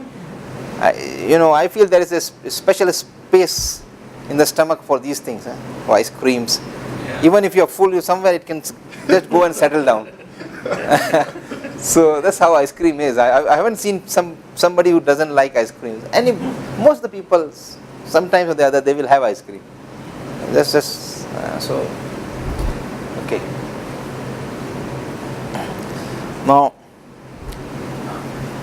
Now the view of Steve Jobs. As you know, Steve Jobs is also a very creative person, and the way he created Apple and his marketing style and everything is very interesting. So Steve Jobs avoided most focus groups like the plague Apple argues that most customers don't know what they want in a new product. Now, this is also what Stephen Brown also said. But they say they don't know what they want in a new product. Earlier version, you can say, okay, you already have a smartphone. You say, no, I don't want these features. I want these 2 more features. It's easy to identify those. But if you have a new product which you are not aware of, you don't know what to expect. If Apple had asked customers what they wanted in the iPad, for example, it would have been closer to the Microsoft tablet rather than the iPad of today. They wanted something new. Apple builds few products and then uses marketing to drive customer to its offering. So it's not a traditional, this is not a modern marketing view. This approach is contrary to some of the discussions we had thus far. This is different to the pure modern marketing. So they have the product and then they use marketing to get through those products. But, okay, so then one thing, because creating it for people, like Apple, what they did, if you look at the product they came on board, they are sophisticated gadgets. They're not like other, they have that, because it's not only about maybe imposing it on us. The product they impose on us satisfies us, especially in terms of the values we get from it. That product you don't even buy, what do you call it, antivirus on them and all that, and a lot of applications, and they close them. There are certain, so they keep you within their range. So whereby most of the applications you need, like certain softwares, you cannot put it on your Apple product, but they still have that product, any of the applications you want on another of their gadget or their item, whereby apps where you buy. So on that area, I was just thinking when you were discussing about the last slide, that we're forced to buy their product because their product satisfies us, not because we know it before. Yeah. That's my view. Yeah, that's wonderful marketing, Now we have to think in terms of marketing. Their marketing is wonderful. Wonderful marketing, So on that side, what do you call, is that a business level strategy? That's why I think, or is it corporate? I think for app, it's a corporate level. I think for certain companies, if you are not diversified, so your corporate level and business level strategies are the same. Okay. Because Apple only deals in this products. They don't have a range of, like they only deal with electronics and these products. I think that Apple, even their TV, they are bringing in all that, they're related to similar kind of products. So they are into the same industry. Okay.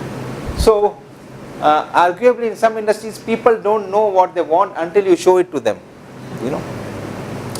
Apple uses the ultimate focus group themselves. We figure out what we want. When something appealed to Jobs and his team, it appealed to a vast number of people outside of Apple, enough to make products highly popular and very profitable. What a strategy. Now this is purely, I haven't heard about this earlier. So it's like market research within your own company. You say, okay, this is my product, do I like it or don't like it? Like a focus group interview, you talk to your own people, do they like it? Yes, okay, let's manufacture this. Like quite a wonderful way. It's a very different way of approach. Because what they are talking about is that because people don't understand that product, how will you get feedback from the people about a new product? They have never come across that product earlier. You can get a feedback if they are already aware about that product. They say, okay, delete this feature, delete this function, add this feature. That's what they can do. So what is the concept of customer needs? Apple listens to its customers every day. However, the real secret behind Apple's innovations comes not from listening to users, but from introducing its customers to a completely new way of thinking about solutions for their problems. In no way is he recommending that you stop listening to your customers. He is advocating that you get closer than ever to your customers. So close, in fact, that you tell them what they need well before they realize it themselves. So what is that trying to say is you go to a level where you suggest your customers that, okay, you are using this product. Why are you using this product? Okay, this is why, because it is giving a solution to a particular problem. You are using it for this particular, satisfying this need. Okay, no. You say, I suggest you a solution, a better solution. to satisfy this need. Okay, here is my product, buy this. That's what Apple is doing. So that's what his idea is. So now you see, Steve Jobs is a different perspective altogether.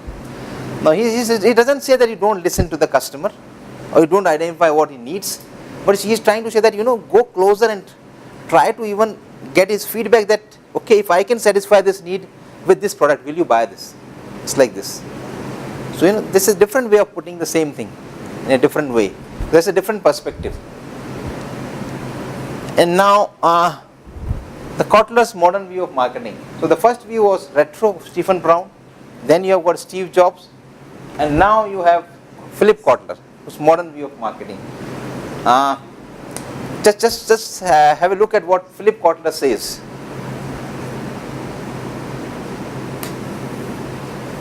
See, basically, if you look at, this is a big video, and I think he did it in London Business School. He was talking about modern marketing.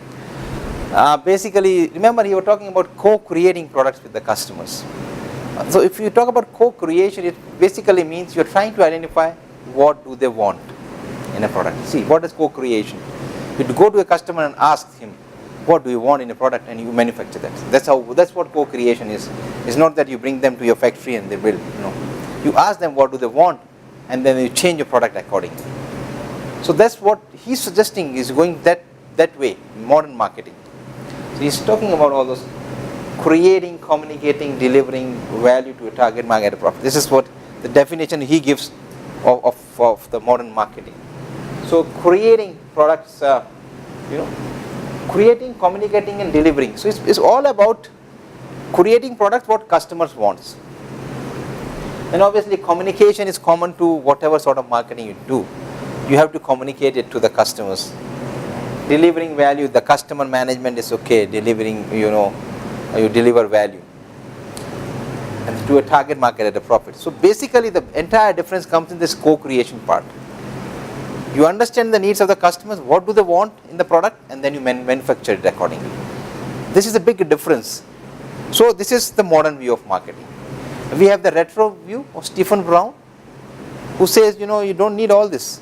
Why to go to the customer and ask what do they want? You bring out a product and do something that customers run after your products. And that is then Steve Jobs, who is talking about you listen to the customers, in fact try to influence him. Say that, see, this is what can satisfy your need better. I have this better product. Buy this one, man. This is what he is trying to suggest. Now, there's 3 different views. All are not suitable for all the products, all the segments. Different views may be suitable in different areas, different times. So it depends upon what is your company, what is your market, and which view is better. It's not always you go with Philip Kotler only or the modern view. Maybe you are better off when you have Stephen Brown also. And I tell you, we have been doing this activity for a long time, the last 3 years. And to my surprise, today we have a small group. I have even had big groups when we have 50-60 students, and we divided into 10 groups. And to my surprise, at least 5 or 6 of them, talked about that for their particular product, they will go with Stephen Brown, a traditional view. They said that's better suits us. Very interesting. We feel from outside that modern view of marketing is the best, maybe suitable. But I tell you, when you look, you'll find that no, it may not be the best strategy. So when you make your marketing strategies, not always that you think about this modern view only. You can think about Stephen Brown also, or Steve Jobs also. That's why, yeah. There is a student that sent a message. Now, I have a small interesting activity. Activity is, do you agree with Philip Kotler's view of marketing, Stephen Brown's, or Steve Jobs? If you have to choose one of these products, maybe you can work in groups. At least we can have 2 groups. We have only 5 people, so at least we can have 2 groups. You can choose one of these products. And what are you going to do? You are going to talk about which view, and then later on what you are going to do is, you will suggest the segmentation targeting strategy, differentiation strategy, positioning strategy, 4P strategy, keeping in mind your view and your product. That's how we'll do. So at the end of this, tomorrow, you'll have the entire marketing strategy for that product with you. Yeah. So choose which. Maybe you can have one this group and you two can be in the same group. Or if you want yourself to be an individual group, you can do that as well. So choose the product. I think out of these two, only one is available, because these are very traditional products. Beauty care range of products and washing machines, I think at least only one of them is available. Not both of them are not available.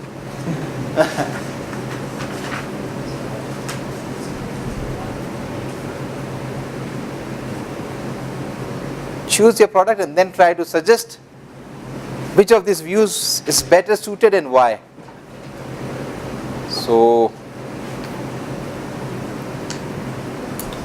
I tell you, it is a very interesting activity once you do it. So you need to think. So we choose one of the products. Yeah. We choose between the three. Which one is? Yeah. Which one is best suited for that? Yes. So yeah, yes. We need to do this exercise now. Yes. And then Maybe if you want to do it now or after the lunch break, whatever you decide. If you want. What do you need from us from this activity? You need to segment. No, you don't have to say. You only have to suggest which view is better Okay. and why. So I think we do this activity and then we take a lunch break. That's once we are done with the segmentation part, then we'll discuss how we will do segmentation for a selected product and selected view. Now you cannot change your view, or and you cannot change your product. This will remain the same. Because the way you do everything will change, keeping in mind whether you're taking Stephen Brown or Philip Kotler or Steve Jobs. Just one product. One product. Choose any of these. So what are you guys choosing? We have to discuss it first. I don't know.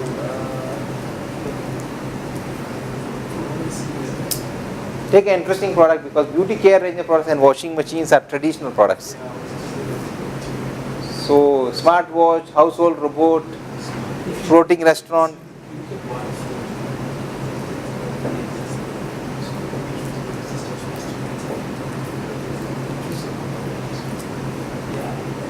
Because the way robotics is coming in a big way, household robots are going to take over, I think. Then you don't need domestic help. Once the household robots are there, then no more domestic help is required.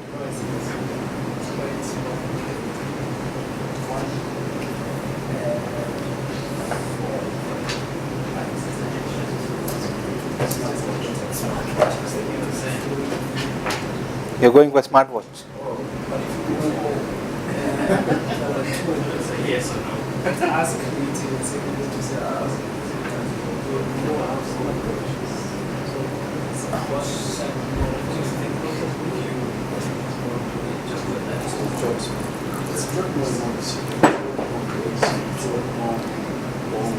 You can think of this floating restaurant. It's nice. It's a new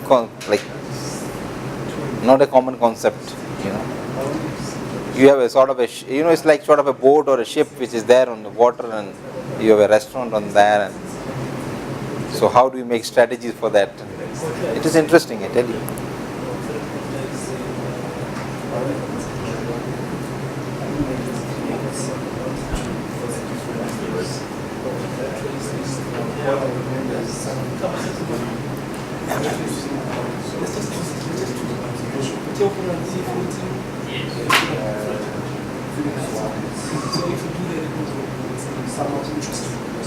If the first group chooses, it's an open off. If somebody chooses one, then you choose that option. Yeah.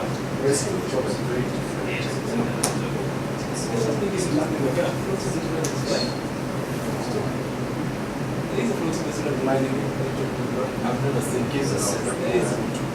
There are.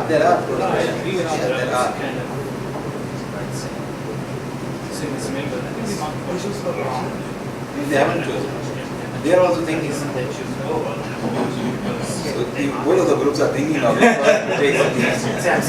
The thing is, it's not that easy to choose the The problem is, because we have two groups and five options. Normally what we have is five groups and five options. So you only, and quickly people take, but they know they lose. Here got choices.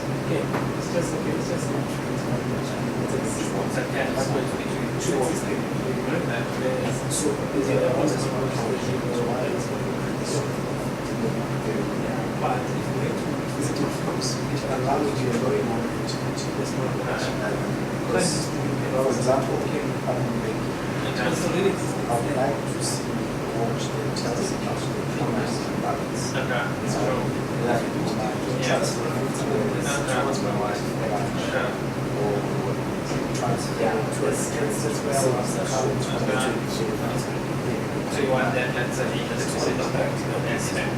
but because it's not there, it's not there. It's about once you have it available, I don't know how to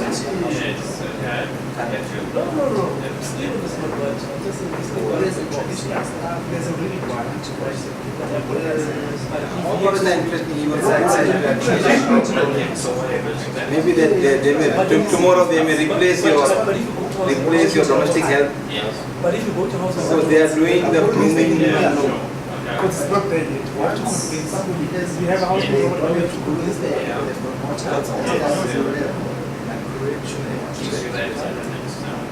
You see the long-term plans.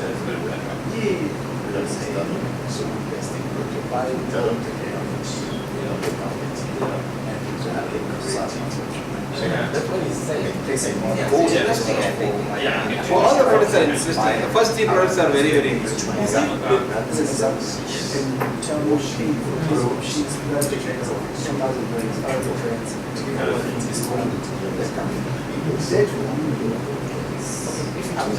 Choose out your problem with the family.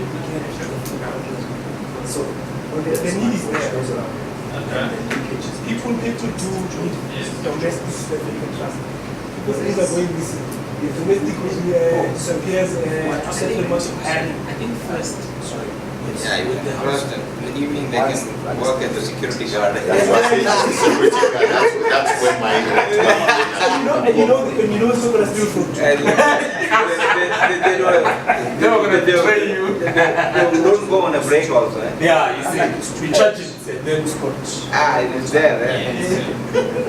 Even you can rent it out to some to your neighbors. So if you put out Very, very interesting thing. it's still a surplus to make it.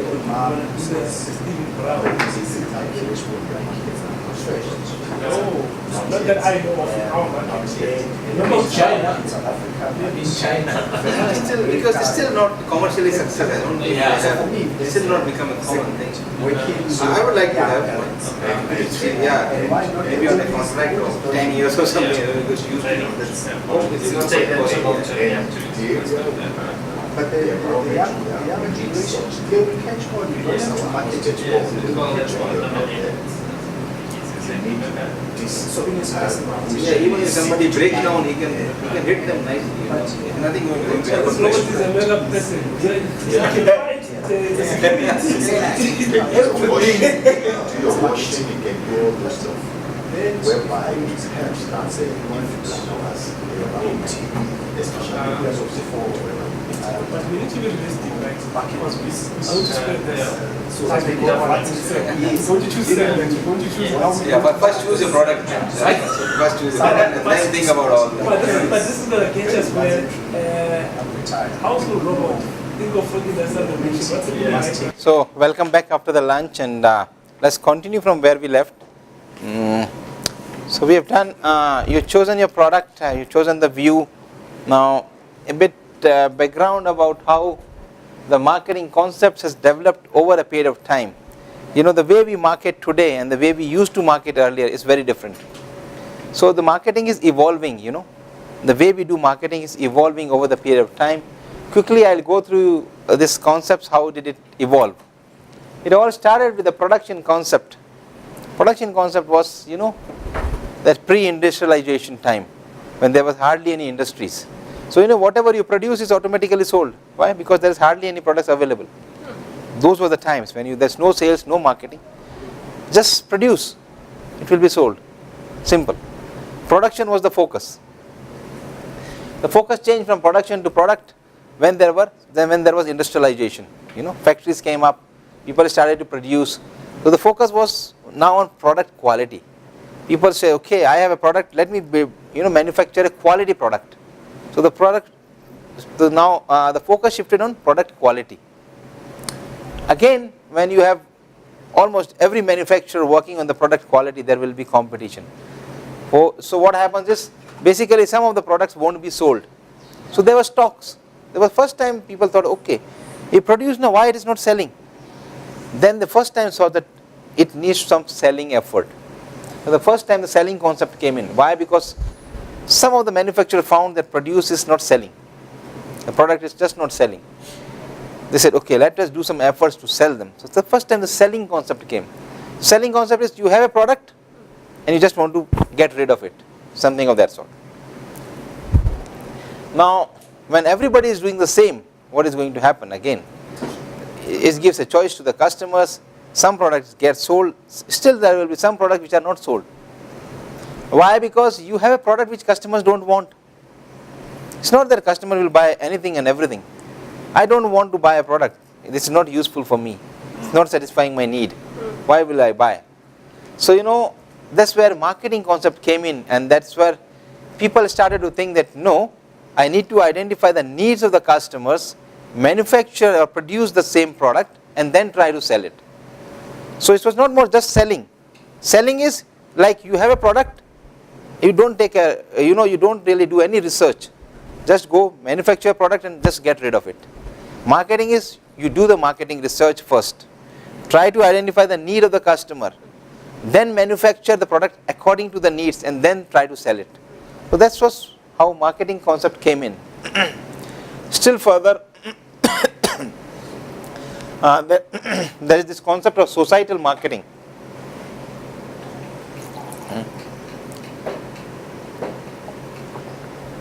There was the first time when people realized that, we are working in an environment where we need to take care of the society, the different stakeholders of the society.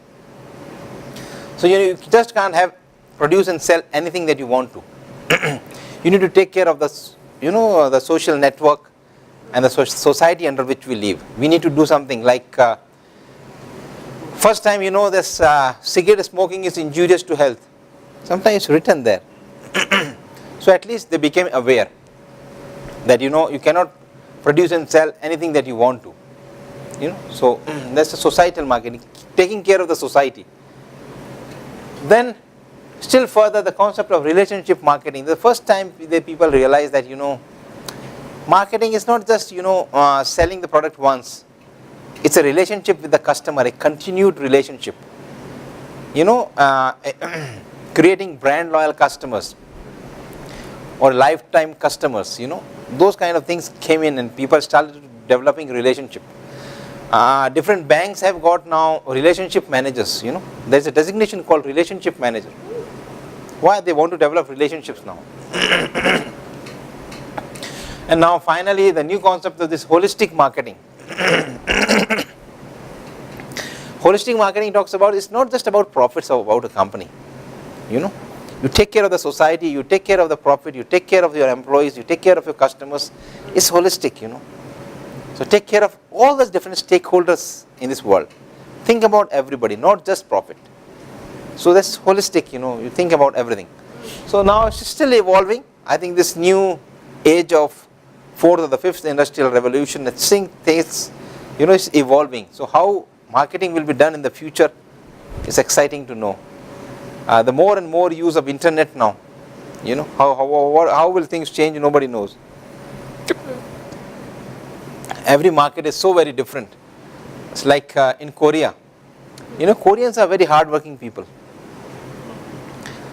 Like in South Africa, I think we work 5 days in a week, 8 hours a day. That's normal. Most of the times people work like that. Most of the Koreans will work 6 days a week, 14 hours a day. So now where is the time? People don't have time. So how do you market? How do you sell? Your strategies will be totally different. So they have got this interactive kiosks, even at like bus stations or like your metro stations. They have this interactive screens. So what's there? You do your shopping online there through your card and everything. By the time you reach home, you have your groceries and everything delivered to your place. So don't even have time to work. It's not like that you can do in the office. You're sure? No, you are not allowed to do that. That's why you do when you're waiting for a bus or something. Do your shopping there. Go back home. You'll have it. So it depends upon which environment you are living in. So your marketing strategies will change. So in the future, a lot of change is going to come. So marketing is evolving. It's not the same. Then we have got international marketing, or where if you are working in more than one countries, obviously you need to think about international marketing, and it's all about understanding the international business. Then your strategies in a different country will be very different, isn't it? You have to look into the local market, look into the target market of that country, look into the environment, the political, economic, all those kind of environment you have to look in, and then decide your strategy. So that's the international marketing part. Now the increased importance of service. Data indicates that 2/3 of all economic activities in the US is service business. Now that's an indicator of an economy also. Look at any developed economy. The percentage of GDP coming from services sector will be more in a developed country. Underdeveloped country, contribution of services sector in the GDP will be very less. Sort of an indicator. Why? Because the more the advanced country and the more developed the country is, they want to have more and more services, isn't it? Like we are talking about your household robot and all those things will become very common initially with the developed countries. You will have your own personal robots, household robots to do all your routine activities, cleaning and mopping and washing and dishes and preparing your food and everything. So all those things will be there. First it will come to the developed countries, then others will be able to afford that. Therefore services are continuing to be the fastest growing sector in the most other developed economies. So services sector is growing and growing.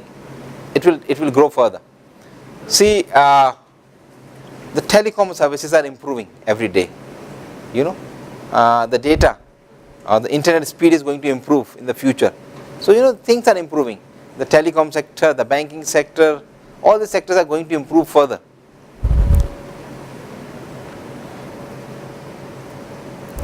IT, now new forms of social media platforms. Now this is becoming Twitter's blog, and all those are becoming common now. People have started creating their own blogs now. I still remember, I was doing a small session with the BBA 1 guys. Those kids would come directly from the schools. You're doing one session, and then we did a session on how to create a blog, and all of them created a blog for themselves. It's so easy to create these days. You can start your own blogs. I think he's the IT guy. He would know that very well. It's so easy to create blogs, and the way we interact is changing. Provide rich sources of data which makes it increasingly easier to define market segment and therefore refine and customize product features, promotional information, prices and distribution strategies to fit these segments. The way things are changing. So the way you define your segments, there were different people with different needs now. So you see the way the revolution is coming because of IT. You already see there was a report I think last year, which was there by I think PwC or I cannot recall. It was a big name who brought out that report, just talking about certain jobs that will be obsolete in South Africa in the next 5 years. So and those jobs will be taken over by this robots, what do you call this, your artificial intelligence, and this is going to take over. So already in the automobile sector around the world, automobile manufacturing, certain factories hardly have any people. Entire factory you have less than 10 people. The factory is running. You only need people to operate the robots. Everything is done by the robots. You don't do anything. Everything is automated. Things are changing very fast. So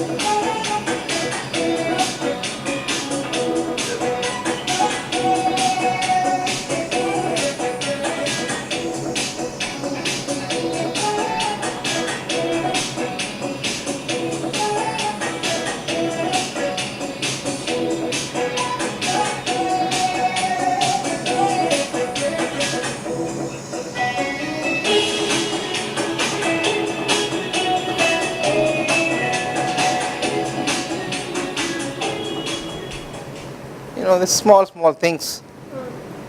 Okay.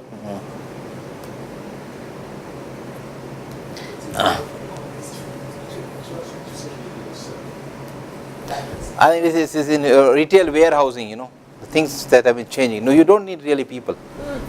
Orders come online, you give that Okado technology which will, fetch orders, bring it, fix it, prepare your packet, it will be delivered. So it's like no more human interface. You look at Amazon, the delivery. I think the way they have set the standards now. Delivery time of 4 hours. You give order, they'll deliver you in 4 hours in US. There are many prime locations or something. They call it prime customers or something, where they deliver in 4 hours. Now 4 hours is like, even if you go and visit a mall and come back, it will take you 4 hours.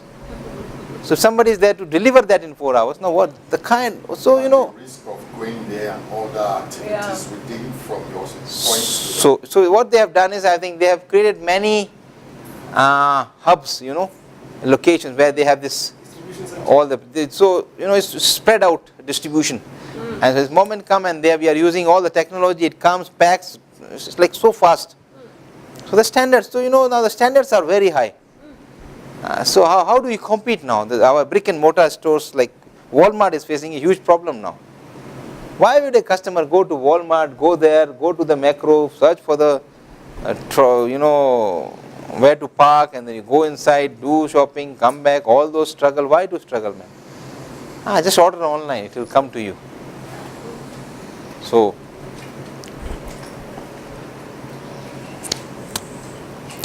and now what he was talking about, this e-commerce thing, it's like everybody can be a businessman now. You need to be just creative, be hands-on with the technology, you can really develop businesses. There have been a lot of startups that were started by IT people, people with the IT background and knowledge, and they started up, it became big and taken over by sometimes by Google and all those big companies. They take, and then they buy all those companies, startup. And again some new company comes in, they start up, they're successful, they're taken over by a big company. But ultimately these are the startups you see in the way IT has helped the startups. That's the technology, so that's how. We all know B2B, B2C and all those things. E-commerce is really spreading. Then the digital marketing.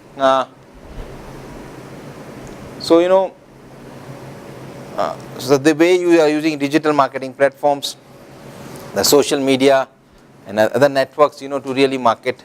Though this term digital marketing is a bit confusing, because basically what you do is, it's not a marketing, but it's basically digital promotions. It's not the 100% marketing, because marketing means right from research to sales to advertising to promotion, everything is marketing. So basically when you talk about digital marketing, we are more talking about digital promotions rather than the total marketing, isn't it? So it's but we use this term, it is very, very well accepted. But we don't do the full marketing, isn't it? We don't do the research, the sales, the advertising, everything. Maybe only a part of it is done. The data mining, it's important to take note of legal implications for digital marketing. Data protection acts apply to the collection and use of personal data online. Data mining, now this is becoming a big news these days, how our data is being shared without our knowledge. Facebook did that. A lot of other companies are doing it. Many times our banking details are shared. Why do they share? Definitely they would be getting some money, to sharing your data. But without our notice, without customers' notice, they are sharing our information. That's dangerous, but at the same time this is happening. As a marketing person, you can do a lot of data mining, get a lot of understanding of the customers, the customer patterns. How do customers buy? Because we all use our cards. So if somebody can trace your 2 years data, they will be able to tell you, even maybe you yourself won't know, how much do you spend on clothing, your groceries, on this, and when do you buy, how much do you spend, after your total income, how much do you spend on this, all. Somebody can easily create a profile of yours. It's very easy for companies to create a profile. They say, okay, out of the total spend that you made in the last 5 years, you spend 20% on clothing, you 20% on this, 30% on that. On this particular month, you buy this product. All that profile can be created. It's all data mining. You can do that. So that's a huge. It's coming in a big way now. So it is definitely there. Now, okay. So that's data mining. A lot of things are happening without our notice. So we have to be ethical. I don't know how do we ensure that if that big a company can make a mistake, or I don't know whether it was they knew about it and then they told in public. It was so easy to come out and say sorry. You commit such a big thing and then you say sorry. It's so easy. They knew about it because as an IT person. Up to now, if you go to Facebook, you know a fake account. The first thing is to create a software that will detect pictures. Now, one that there can be 5 accounts with the same pictures. They knew about it, but they make money from those things. You understand? Because the activities of those guys makes them to make more money. So I think it's all about their profits. They knew about it. So if they are saying sorry, it's just a company like you said. You should know your end.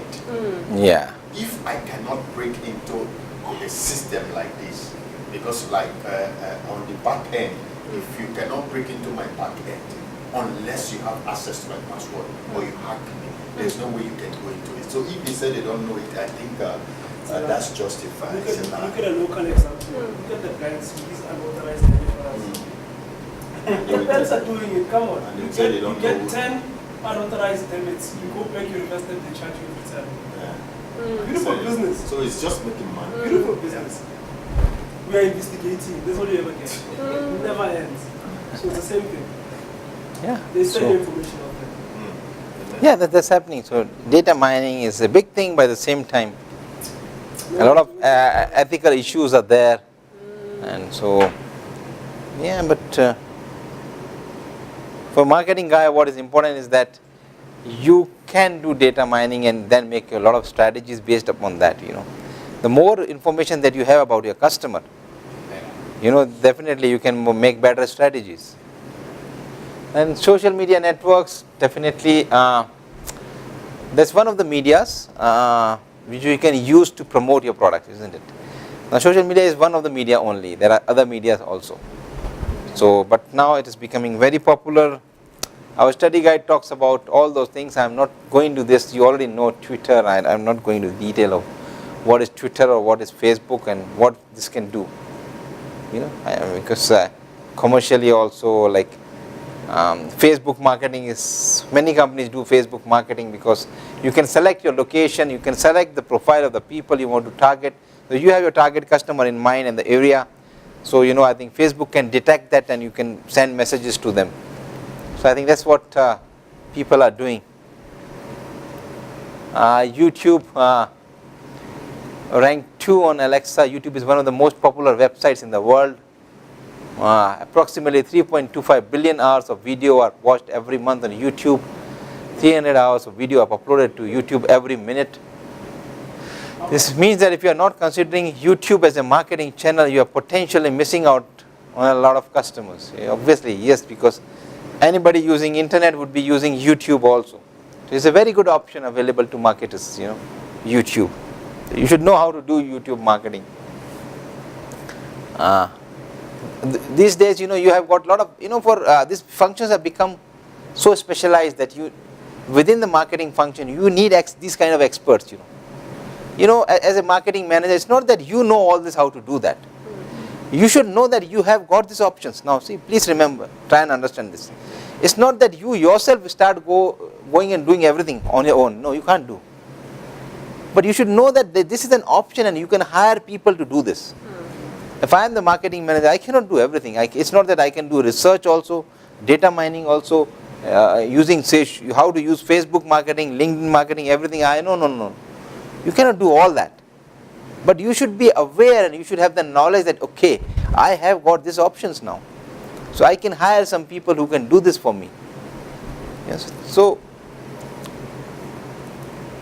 LinkedIn also, the social media is predominantly for B2B networking, and therefore marketing is more targeted. Even LinkedIn you can do. So I'm not really running these videos because I think all of us know how this works really. And we have an IT expert so IT experts would know. Mobile marketing, with an increasing percentage of consumers using the internet on the go, having a mobile version of a website helps a business reach out to consumers across all devices connected to the internet. That's why you have companies are coming out with their own apps these days. F&B will have its own app. This company will have its own app. You have to download the app. Or maybe you have this, version which plays well, website version on a mobile, so that it can work well on your mobile also. So that's how you have to tailor make your products and tailor make your marketing efforts to suit the needs of the customers. So what works back? So to ensure that customers and potential customers instantly land on the mobile version of the site when they are using their mobile devices, businesses must ensure their sites are mobile friendly. This is a new change that is happening. But it depends upon your target customers. Remember, everything is related to your target customers. If those are the people who have an access to the internet, they use mobile, then only this is useful. Otherwise, it's not useful. Not for all the products, not for all the segments. But yes, for some of the products, some of the segments, you can do that. Mobile, tablet and other internet-enabled devices like your smartwatches are personal devices that often form a large part of a company's digital marketing strategy. You can obviously use mobile marketing as well. So I think the way mobile marketing is also taking over, you need to understand what he's trying to say. That maybe not the websites. Mobile, you don't search for websites. That's what he says according to the data. He says people search more information through apps rather than through websites. So that's why he says when you think about mobile marketing, think about apps. So like if he says he must be having the data. So it is coming from the horse's mouth. So you can't say that he's wrong. So Apple most of the time they do the right thing. So see. Well, there are way too many apps now. Too many. Yeah. I found an app which says you go to that app. It's like sort of acting as a host to 50 different ads, so you go to the app, inside that app they have got 50 different apps, it's like now, so they are going into that area now. I think that's where we're going to end up anyway. Because you cannot how many apps can you have? Yeah. Space is a problem.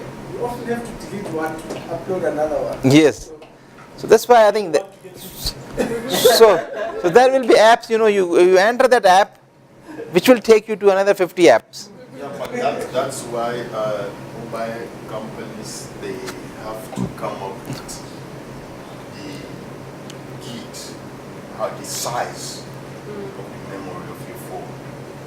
256, 1632, 128, 256. So I think it's still the highest from Apple, the highest in the market. So whatever you can do, whatever you want to do, you can still do it on. That so it depends on how much are you spending. The same Apple phone, maybe let's say S Plus, 7S, you can get the one for 256, which will have a bigger memory. You understand me? So you can still download more. So the options are there, they cost you more, and they make more money. So this thing was not there earlier. So you think about mobile marketing. Was it there so popular? Maybe 5 years back, even 5 years back. Talk about even 5 years. It was not that. The way you have apps nowadays. We didn't have those kind of apps earlier. Regenesys is doing a lot of it because they don't even let us sleep. I can get 10 emails, 20 SMSs. Yeah. So. Yeah. Yeah, I think app is the new thing now that we will come out. A Regenesys app. No. So, okay.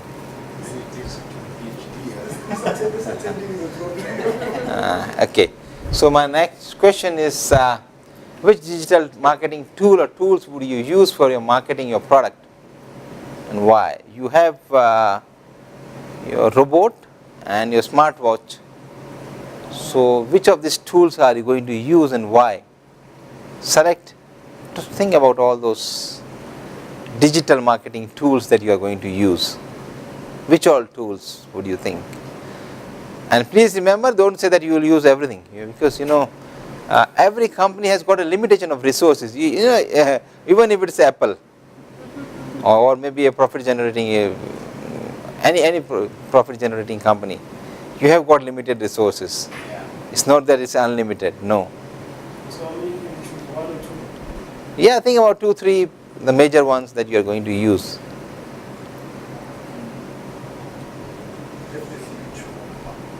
YouTube. Definitely YouTube. The remote as well. You need to see what it does. Okay. So the functional part of it, how do you operate it and how do you use it? You can't sell a robot by weight. Clean the dishes, no. You can see How it So Okay, YouTube is one. Yeah? App. what other options does The different options are. Okay, you have this your mobile marketing like app, your LinkedIn, your YouTube, your Facebook, your Twitter, all your social media, Facebook and all that. Yeah, major ones. For me, social media. LinkedIn, all those. social media? Because the social media comprises of all of them. Yeah, it's LinkedIn, Facebook, all those are come basically under social media. Those are very different. LinkedIn is different. Instagram is different. Yeah. Facebook is different. Yeah, you.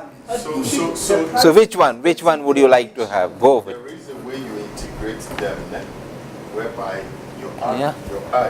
Yeah. there is a software we use when you click on it. Once you pin to LinkedIn of Regenesys, every time you go to Facebook, it pops up. You see them. If you go to any of the social media they're on, you find them.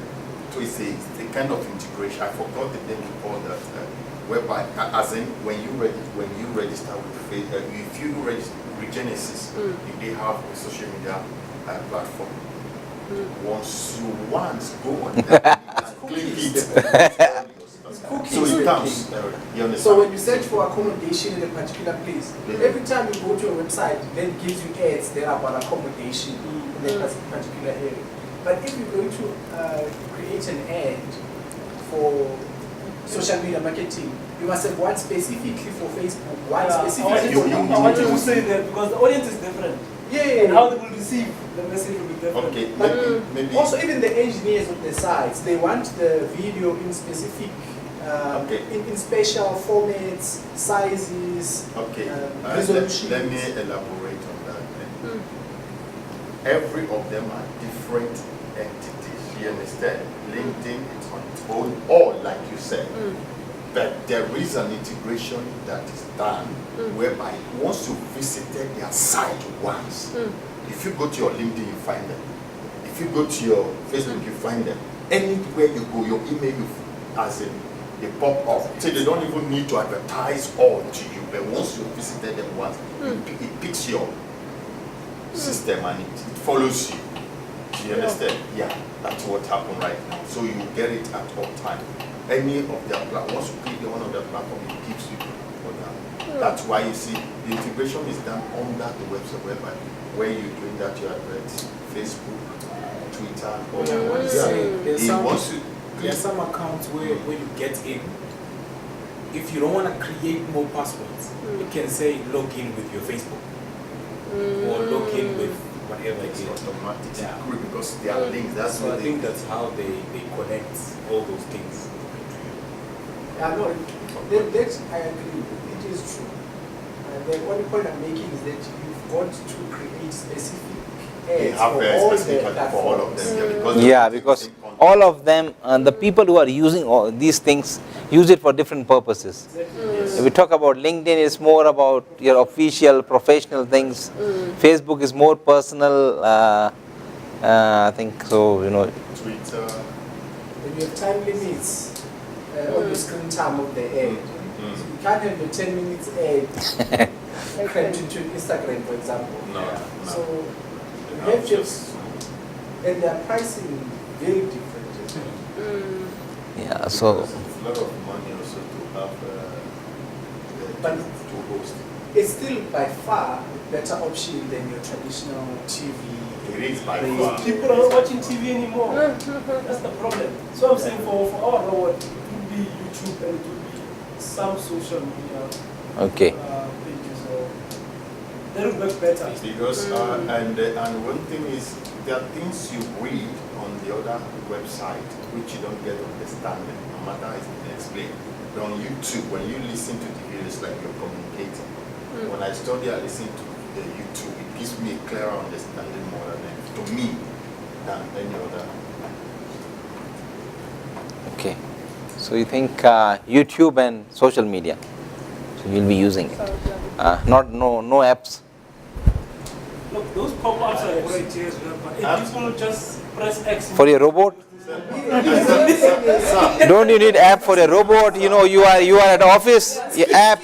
You give okay.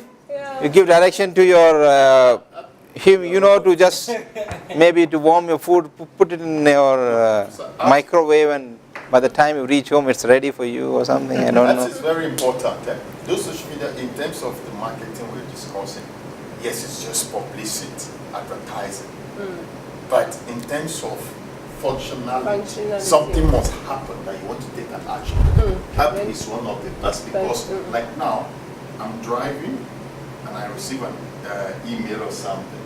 I can't even go. I wanted to quickly check something on your app, like the security services in the house.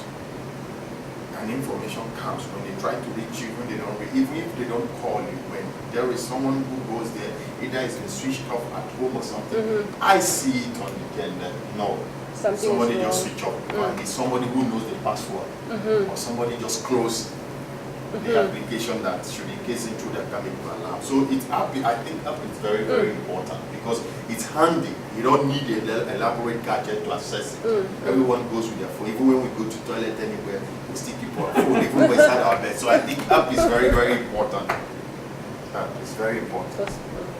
Okay. So you see the way we are using technology now. So for marketing, now you see the more and more of this. I think in the next 2 to 3 years time, we are using it more and more and more. I think so. The use of IT, the technology, the social media, and everything is going to increase only. So it is on the increase. Okay. So with that, we come to the end of the section 1. Why we took so long? Because I tell you, because this is conceptual. A lot of things are conceptual in chapter 1. The basic concepts of marketing, the concept of need, wants, and all those things are very, very basic.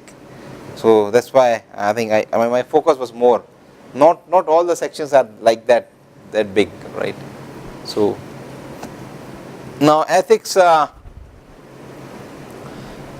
because sometimes what happens is because there's such a huge competition, you want to win the market share. Whether it's ethical, unethical, you just go for it. Many times it can happen. So, but you have to remain ethical, especially in terms of advertising, promotion, and pricing. Advertising or promotions, the way you advertise, the way you promote the product. You can't first of all make false claims. It's very easy. I still remember there was I think it was P&G or Unilever or somebody who talked about that, I think it was one of their dish cleaning or something liquid where they said it has got lemon extract. Somebody tested it in a laboratory and found there's nothing. There's nothing. They're only putting a picture of that on the on the packaging, and there's nothing like lemon in there. They they've added some chemicals, so they smell like lemon. There's no lemon in that. Somebody did this. You can't do that, And they are saying that you are a lemon extract. That's why it will remove the dirt and this and that. You can't do that. Yeah. Though there are some very interesting, cases by the customers going to the court of law and saying that why they have advertised like that. One was, I think, for this this deodorant called Axe, Unilever. They came out with, I think, the chocolate flavor, something which they say that once you have it on, and then the man was followed by hundreds and thousands of girls. Somebody said, I've been using it for the last 6 months. Not a single girl is coming after me. So it's as a false claim. So you can have all those things, but you cannot make false claims. That's the truth of it. So you just can't do that. If you recall, H&M came with an advert with the monkey, that monkey ad, which has got a lot of controversy. So so that's why you have to be very, very ethical. You need to think about the society, the stakeholders, and the culture where you are making. Because when you go to a different country also, say for example, it's a South African company, maybe they go to Middle East or some countries, the way you advertise here, you cannot advertise in a similar way there. The words that you use, the models, the brand, all those models that you use in your advert, maybe you have to use it, in a different way. Yeah, they dress up more. The cultures are different, so you need to understand the culture and then portray. So so that's ethics. There are some questions. Similarly, pricing also. Though pricing, people say it's your organization, it's your company, your product. You can charge whatever you want to. But now it's always a big question mark.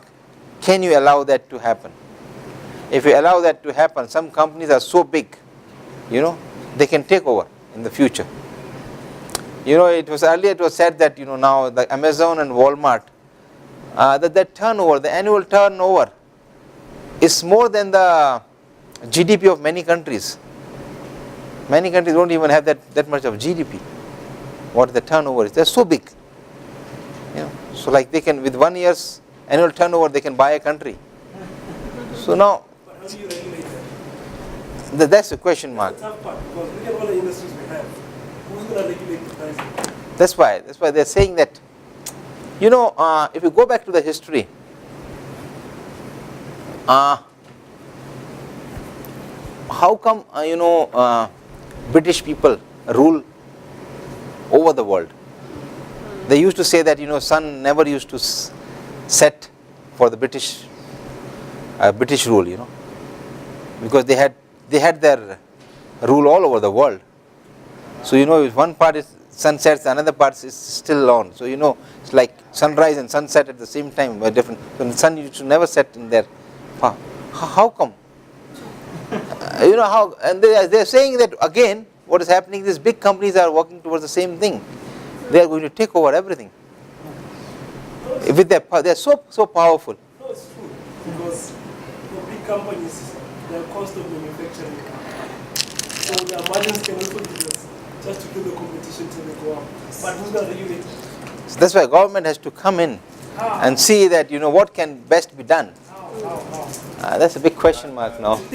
Can they control the pricing? It's not going to happen very But in those advanced countries like Dr. said, price control system has been in existence for a very long time. The only person that can change those and make sure it becomes a policy is the government. It's their duty. When you remember there was a time in Egypt, in Cairo, there was a stampede whereby people were protesting the price of bread went up with a cent or two.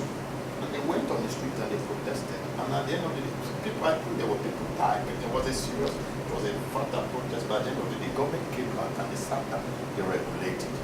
Like I said, in the part of the country where we the world where we are like South Africa, the people, the present problem we have majorly is from the government because there is no regulation. And government make more money from, they are not ethical. So they make more money from these businesses, right? Look like the problem happening in Barcelona time, one of those where they wanted to put a mining company. And the mining company, they never thought about they were not ethical the way they evicted those people and all that, taking over their music. So some of these things that government can say, no, this is their land. So that is how I see it. It could be done. Price control system has been in existence and it could be done better from the government side in terms of policy making.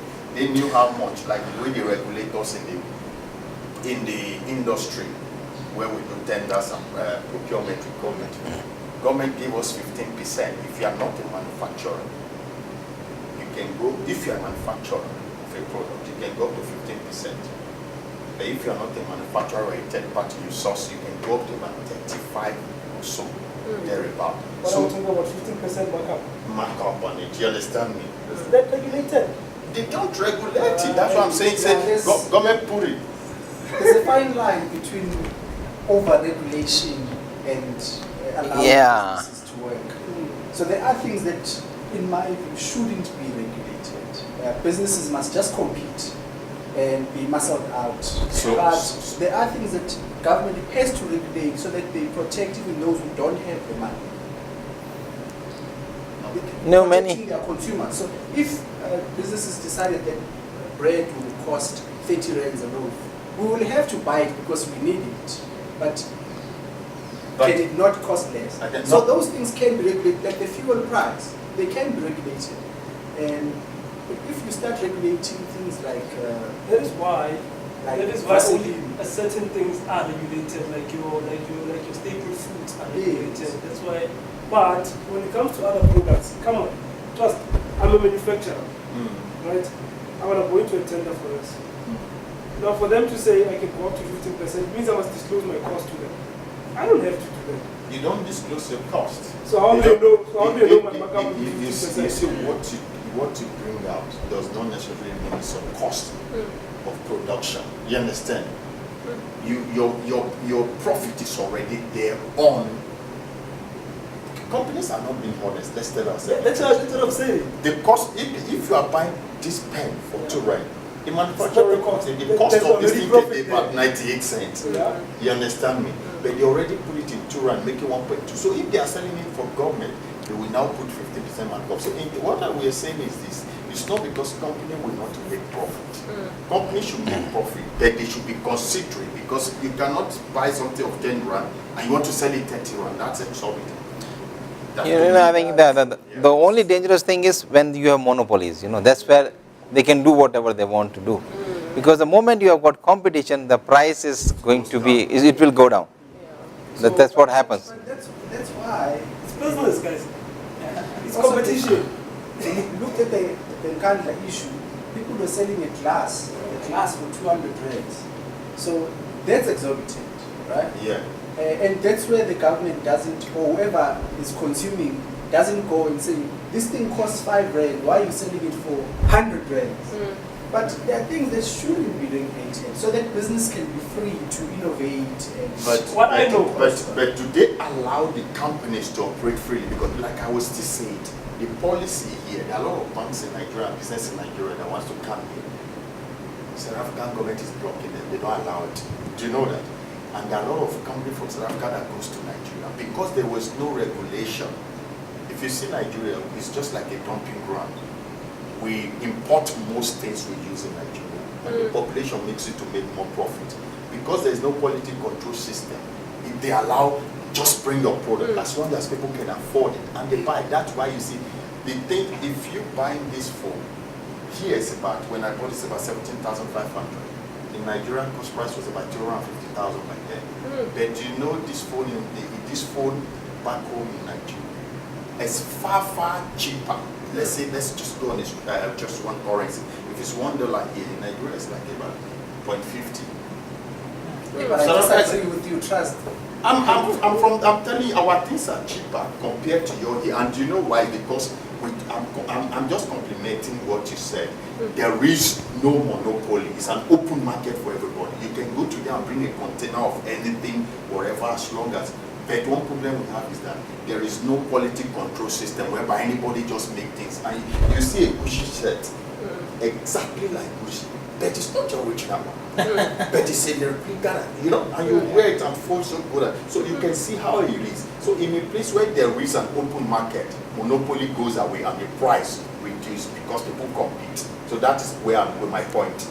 No, what I disagree with you on is businesses. It's far easier for businesses to come to South Africa and operate in South Africa than it is. They don't.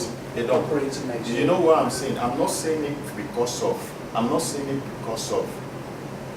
I hear it's a fact. I sit with these people. I've been opportune to sit with the governing body from this side and that side. Look at our educational system. In Nigeria, we have this same 6334, the British kind of system. When we come here, when you graduated from matric, they give you the West African Examination Council, which is grade 12 of yours here. But here, when you go to Sakwa they dropped our grade to 11. When you come with grade, my degree now in Nigeria is grade level 8. Here, they drop me to level 7 in Sakwa. When you come, there are banks, you see EcoBank. I think NetBank has about 20% of it now.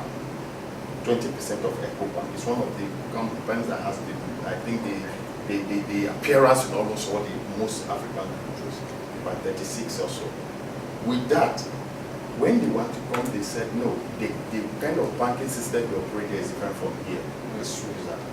Other companies that we have a lot of companies that comes in, they cannot operate here because they stop them because of policies. You understand? It's true. You can go to Chamber of Commerce and ask about that. They South Africa close the market.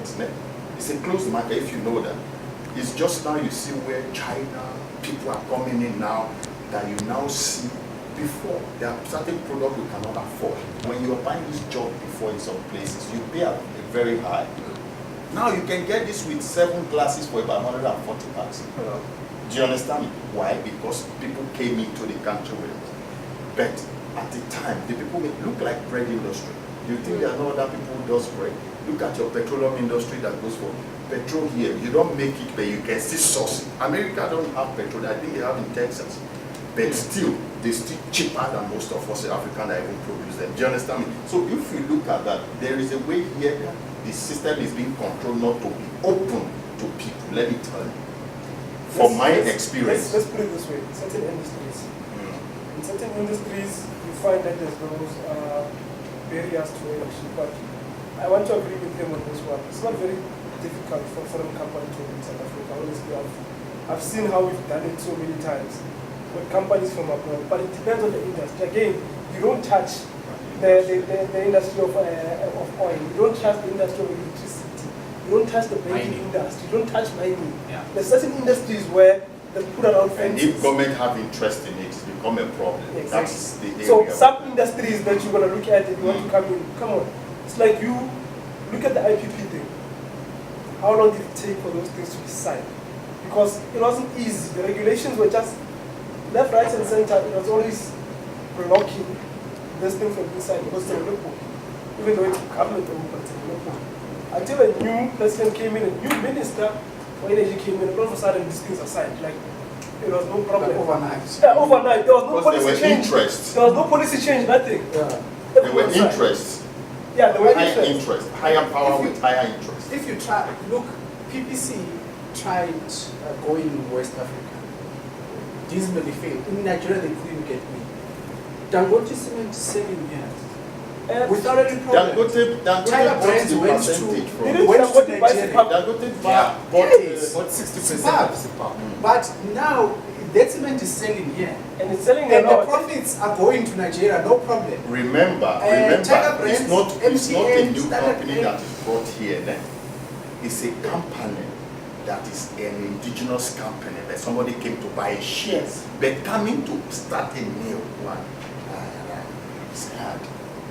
Those companies that goes to Nigeria like MTN and all that, they're indigenous. Let me tell you something, I think relationship between countries matters. Ne? Too much. Yes, and the relationship between Nigeria and South Africa have been hurt a lot some years back now because of the way our citizens and all things that is happening. But you know, as far as Africa is concerned, I was listening to an interview. The two nations that can move Africa forward is Nigeria and South Africa. And the only problem we have, I'm sorry to say this, is middle and the Western countries, specifically America, they are making within us for us not to have a good band together within Africa. Africa has all the resources we can use to sustain ourselves, but we depend on, sir.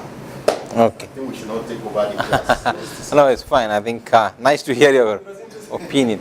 No, basically we are thinking about, yeah, okay, whether should they, so it's more about, from the company's perspective, how ethical they want to be, It's like in terms of your advertising, promotion, pricing. See, there are certain industries like pharmaceutical, medicines. See, if you are sick, you don't look at the price of the medicine, isn't it? I tell you, if you just Google it and try to find out the most profitable industry in the last 100 years, pharmaceuticals, no doubt. Wonderful industry, even if they cost 10 cents and they charge you 10 rents, you will pay. You're sick, you don't worry, you don't negotiate there. No, I won't pay 10 rents. No, you have to, and you do pay.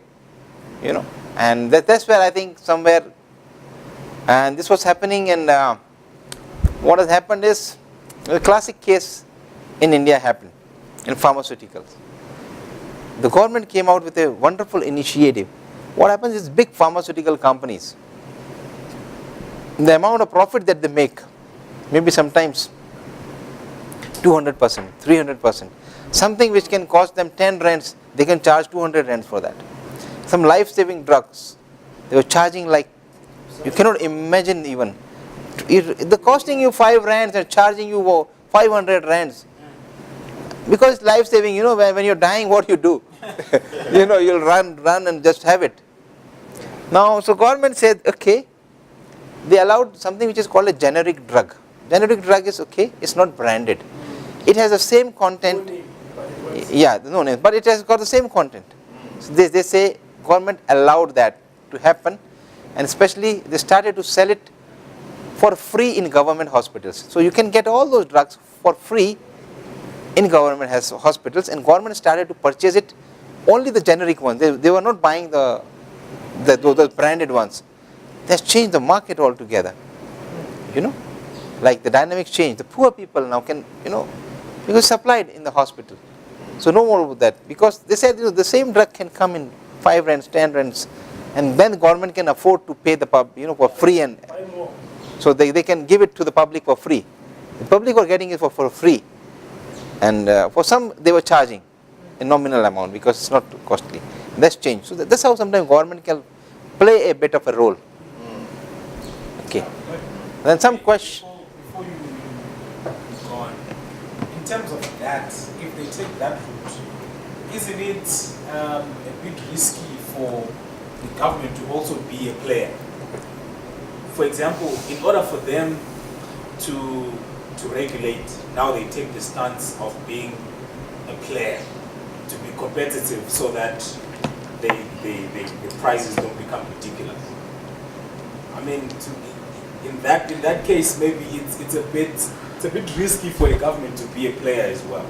Yeah, it's to be a policy maker and everything like that. No, yeah, but in this case it was more about the policy, like it was allowing that, because permission to allow those small companies to manufacture, they allowed that to happen. Because there's a big thing in pharmaceutical, that's called patents. To manufacture a drug, that's a patent, but there is a validity of a patent. That after so many years, you cannot hold your patents. Then it's free. Others can also bring out. So the government said, okay, when the number of years have passed, you allow even the small factory somewhere, they are producing that drug. So it's fine. So that's what happened. Yeah, but it's when government starts to act as a player, then it becomes difficult for business to grow then. But governments become careful there. They don't become players. Instead, they have triple Ps with the smaller companies. So that the smaller company is the one that produces. Government might be helping out with the resources for them to produce. But then it's actually a partnership between the government and those smaller players to say, if you can get these things cheaper. So they're not a player. They're still a customer. But just having a partnership with a supplier that says, I can supply you more at what you're spending right now. It's happening in our country as well. A lot of in the medical industry. With most of the machines and the equipment that they're using in the theaters. It's more partnerships than anything. And if you look at what made Aspen so big is government and ARV drugs. Government buys, public gets for free, but Aspen then charges arm and a leg, and Stevenson is exceptionally rich for that. But if government allowed companies to do it, the thing would be very expensive, and there's nothing we can do about it. The public would suffer. Yeah, these ethical issues in marketing are plenty, I tell you. Even, these issues here raised, like can children understand marketing tactics? The promotions that are targeted at children, how far they're ethical? The way, because, you just trying to motivate those small kids to buy. Now, the parents are forced to buy because the kids, you just can't handle your kids now. What do you do? So so that's what the question is it ethical to do that, to target the kids? Knowing very well they have no buying power. But sometimes they can influence the purchase decision, children. Absolutely. And they no, I want this, he'll cry, he won't eat, he won't sleep, and what do? You know there are options, just buy. It is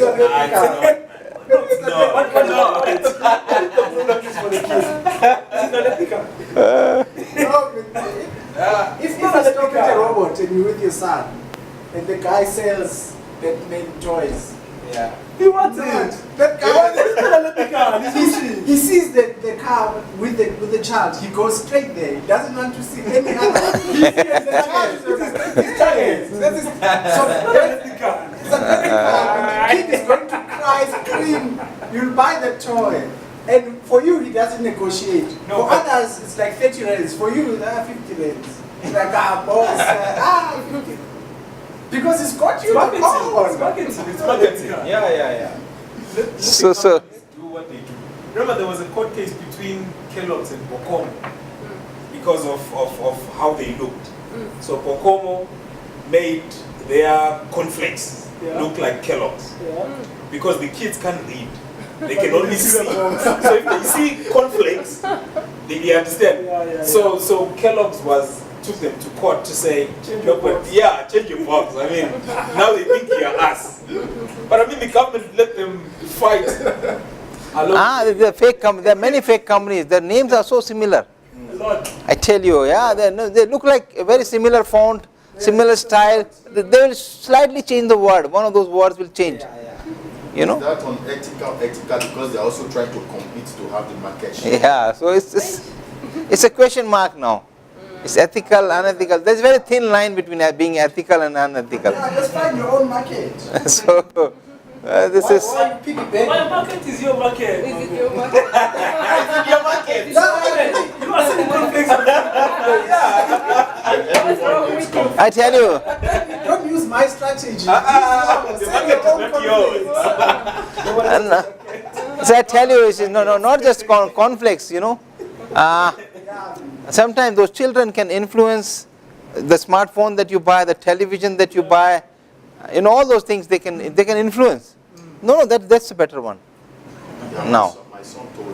Yeah, he said now he wants to use iPhone, and I got him a briefing. Okay, he said he used it and he made sure that Nokia doesn't work anymore. Now to fix, they said they can replace. So now I just left him. No, I left him. I said, So I tell you When that. you buy, you know exactly which phone you're going to buy. Now you are cornered. So that's okay. So marketing ethics can be defined as inquiry into the nature and grounds of moral judgment, standards and rules of conduct related to marketing decisions and marketing situations. Ethical marketing is a philosophy that focuses on honesty, fairness and responsibility. Though wrong and right are subjective, a general set of guidelines can be put in place to ensure the company's intent is broadcasted and achieved. As a company, you should be very clear what is ethical and what is unethical for you. It's very, very thin line, very, very thin line. I tell you briefly, in my career into sales and marketing, I worked for only a few months in an insurance company. It was by default that I entered into that company. I shouldn't have never, because I was not made. Everyone has his own personalities that suits to certain jobs. I was never suited to that, but by default I entered. It was an HR consultant who says, okay, that's a nice offer, you can go and join that company. Because I was into hardcore sales, I said, oh, it's a sales job, so you can go and enter. It's a nice company offering a very nice package. I said, okay. I said, but I don't want to enter a life insurance company. He said, no, it's a what? A vehicle insurance company or something. I said, okay, fine. I entered that only to find it's a life insurance company. Now you're already there for the interview. So that when you're sitting there, you said, okay. Anyways, so you have double confidence because you don't want to join that company. So you are very confident, Obviously, so and then what happens, because of the confidence, they select you. So that's what happened to me. Like I was so confident because I knew I'm never going to join this company. I was so confident. So they chose me, and then they offered a very, quite when you find that they say you are getting a 40-50% hike from the present job. Obviously you have to rethink your decision. It makes you rethink. So I said, okay, let me join, and then I joined. And there's such a sales pressure. I mean, I was. And the terms and conditions in the life insurance, if you make them the customer read, nobody is going to sign the contract ever. I tell you. Oh, this is a big contract. And then it was a lot of sales pressure, do this, do that. And because of the sales pressure, I sold something which I regretted. And I had a big regret that, there was a poor guy, he didn't knew much. He can't write much, And I sold him an insurance policy which was not suitable for him. I knew it's not suitable. And because of the sales pressure, you can convince sometimes, because the poor guy don't understand. And then I went back and I couldn't sleep. I thought, no, I can't do that to that poor guy, because you can recall the policy within 1 month's time, if you don't want. So I told him and said, take it back. I said, why? Though I had a difficult time with him, I had a very difficult time. I said that, that I think I've done a wrong, I have a better policy for you. He said no. He literally threw me out of his house. But I said, please take this policy back. I couldn't sleep, and I think after a week's time I resigned. I said, no, I cannot. It was getting very difficult, because the kind of pressures that you get, sometimes you tend to do just for the achieving the sales target. I say, because it was basically for his child, and I sold him a policy which is ideally suitable for at least a person who is in his mid-30s. So I sold him for his kid. Then I thought, no, because a poor guy, it's difficult for him to really have the premium paid. I thought, no, it's this guy. It's difficult for him to even earn his living. How can I do this to him? Yeah. Then I realized, and even my manager said, why? What happened? Why is he taking the policy back? I told him that, I think the policy is not suitable for him. Yeah. He said, but now it's sold. Come on, man. Forget it. You already sold the policy. I said, no, I can't do that. Yeah. I need to go back and say that recall. He said he would never know that there is an option to recall. I said, but I know that you can recall the policy in Yeah. 30 days. There is an option. He said, no. In fact, I went there, advised him how to do that, and recall. The manager was unhappy. The customer was unhappy. Both of them were shouting at me. I thought it's better not to continue in this company. I won't be able to survive. I said, no, I just can't do this. It's better to have a product sells, So I have difficult products. Initially, I was selling cigarettes. Though in cigarette selling, you have never to able to, you don't really need to go to the customer and say, you buy the cigarette. It's basically you sell it to the retailers and dealers, so you don't go to the customer and say, no, buy a cigarette. You don't have to convince people to buy. It sells automatically somehow. So you don't have to do that. But that is a moral standard from you to do that. It's just a moral. So I thought it's fine because that was so unethical. Sometimes you do all those. I tell you, this mis-selling is a big thing in the marketing thing. With my experience, I've seen mis-selling. Selling a wrong product to a customer. It happens a lot because the customer is not aware. I tell you, you don't give him any options. Just because you know that you have more profit on this product, you just push it through. And what happens to the advertisement you see on TV, the sauna belt, the one. Yeah. Your belly fat will go. It can never go. I bought it. I'm only sweating there. Wait, but it looks as if maybe I'm even getting fat. So what happened is because that advertisement was what caught me. I said, so this is possible. And I was okay. No time to go gym, and this was some years back when Very Mark. It came out with that. Very Mark, yes. I got it, and anytime I see the advertisement, I just say, this is scam. I don't believe it. So what happens to those kind of advertisements? Yeah, that's totally unethical, There's something. That's why, because of those complaints, most of their adverts are now played like you find 80 hours in the morning. They play a long ad because they need to repeat a couple of things, terms and conditions. You must also I still but they've been in trouble for a very long time. Yeah, I still recall those times they'll show a fat. I was fat, and I did that, and like something like that. They used to play that, and then they show that suddenly the person becomes active. I don't know how. Maybe initially they have put something here and they showed him like he's a big fellow, and then remove everything. Yeah, so it's like, and then they show somebody who is a doctor.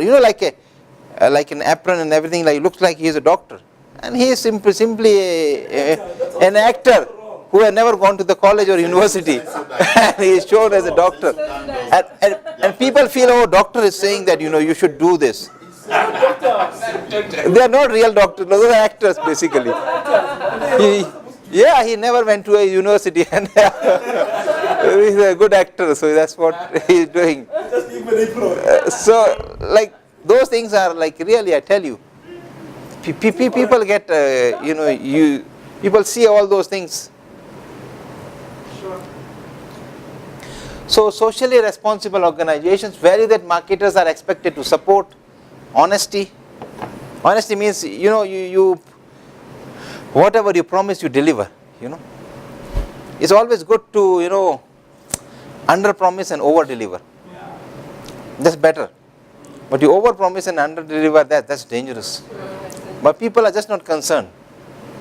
You sell it and don't even look back. Oh, you're sold now. Responsibility, you take the responsibility of whatever you have promised. You sold something, you take the total responsibility. Okay, I am responsible for this product. Something goes wrong, I am here. It's not that when you try to find out the person, they say, no. Something like a Chinese product, You step out of the shop, you say, no, there's no warranty now. It was working. The 5 minutes back it was working. Now it's not working. Now it's more, what do I do?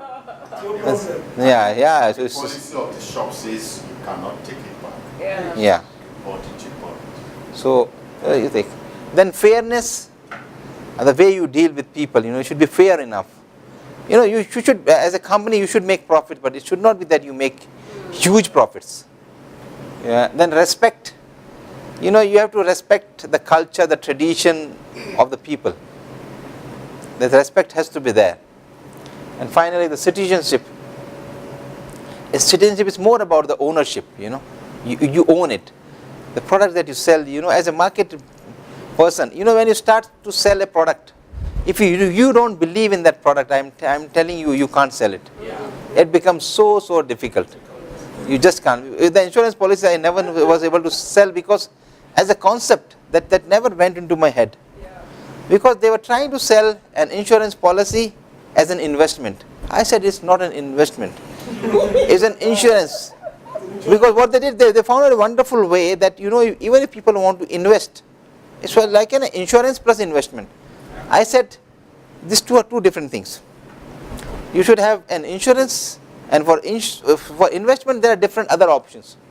So I was never able to convince myself, and I was never able to convince anybody else. And then even today, when people come to sell that product, they find it very difficult to. There was somebody who was trying to sell that to me.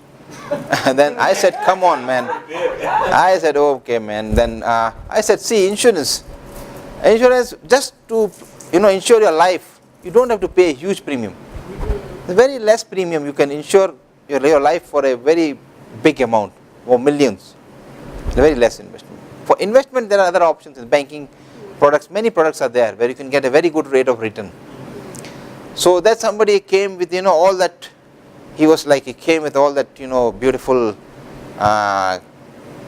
suit and everything, nicely dressed up, and two people coming to me. They called me, it's a meeting, can we come? I said, okay, come. We want to have a financial planning session with you. I said, okay, come. Then they came, they were trying to sell their ideas. I said, you stop. It's my planning. I'll tell you what do I want, and then you tell me what are the products which can help you achieve that. I told them, my target is, I want, by the age of 55, I want 25 million in my bank. Yeah. Now you tell me how do I reach there? How much, where do I invest, and how much do I invest to reach at that? Now they were in a fix. Now what to do? They came up, we do this, we do this.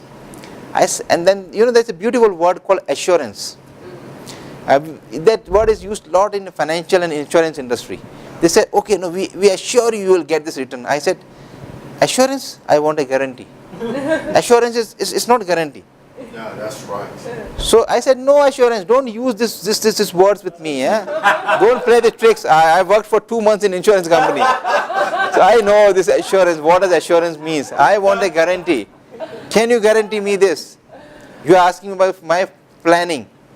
With life, you cannot take risk that if I don't get this, what do I do then? Yeah. They say, no, we'll ask our boss and come back, we'll plan, we'll do this, we'll do that. Now they've started asking me funny question, okay, what is your monthly income, what are the expenses, this and that. I said, okay, you jot down everything, now you plan, tell me. I want to value you. So this is what I said, tell me how much do I invest where? I should invest in securities, I should invest in land, I should invest in gold, this and that. They were only trying to sell their own investment in their bank. I said, man, you cannot put all your eggs in one basket. Obviously not. You have to diversify your portfolio. That much I understand. I said, you have not come to a fool, I'm not a person who have never went to the college. So, so I said, I went to the university and I did my course seriously. So don't try to, investment, I know that's just a portfolio. Portfolio where, you have different products. Yeah. If something goes wrong with one, at least you have others which can save you. Yeah. They knew nothing. I said, come on, man. Do your homework well and come back again. They never returned after that. So that's what I tell you. Sometimes they're only looking for people whom they can fool. So marketing and the ethical conflict. Ethical conflicts in marketing can be caused when someone's personal values conflict with the organization. That's just like the conflict that I had with my insurance company. I didn't believe that that can be done. This occurs when someone or some organization looks for personal gain, from false advertising. So like false advertising, it happens. You create false, as I told about that lemon thing, false advertising. You cannot claim something that you don't offer. Even, there's a funny way, this, terms and conditions apply, those small 2 stars, terms and conditions. Offer up to 50%. The up to is written in the most, I think, the font size of 8. And that 50% is the font size of 40. Up to 40%. And when you go to the store, you find 40% is only on the most expensive product. Rest everything is 5%, 7%, you get attracted. Why such thing? Up to. That's a very dangerous word. And then terms and conditions apply.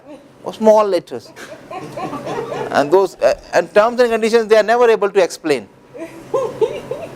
There's another offer going on with Telcom, where they're offering something in 800 rands, this uncapped 10 Mbps.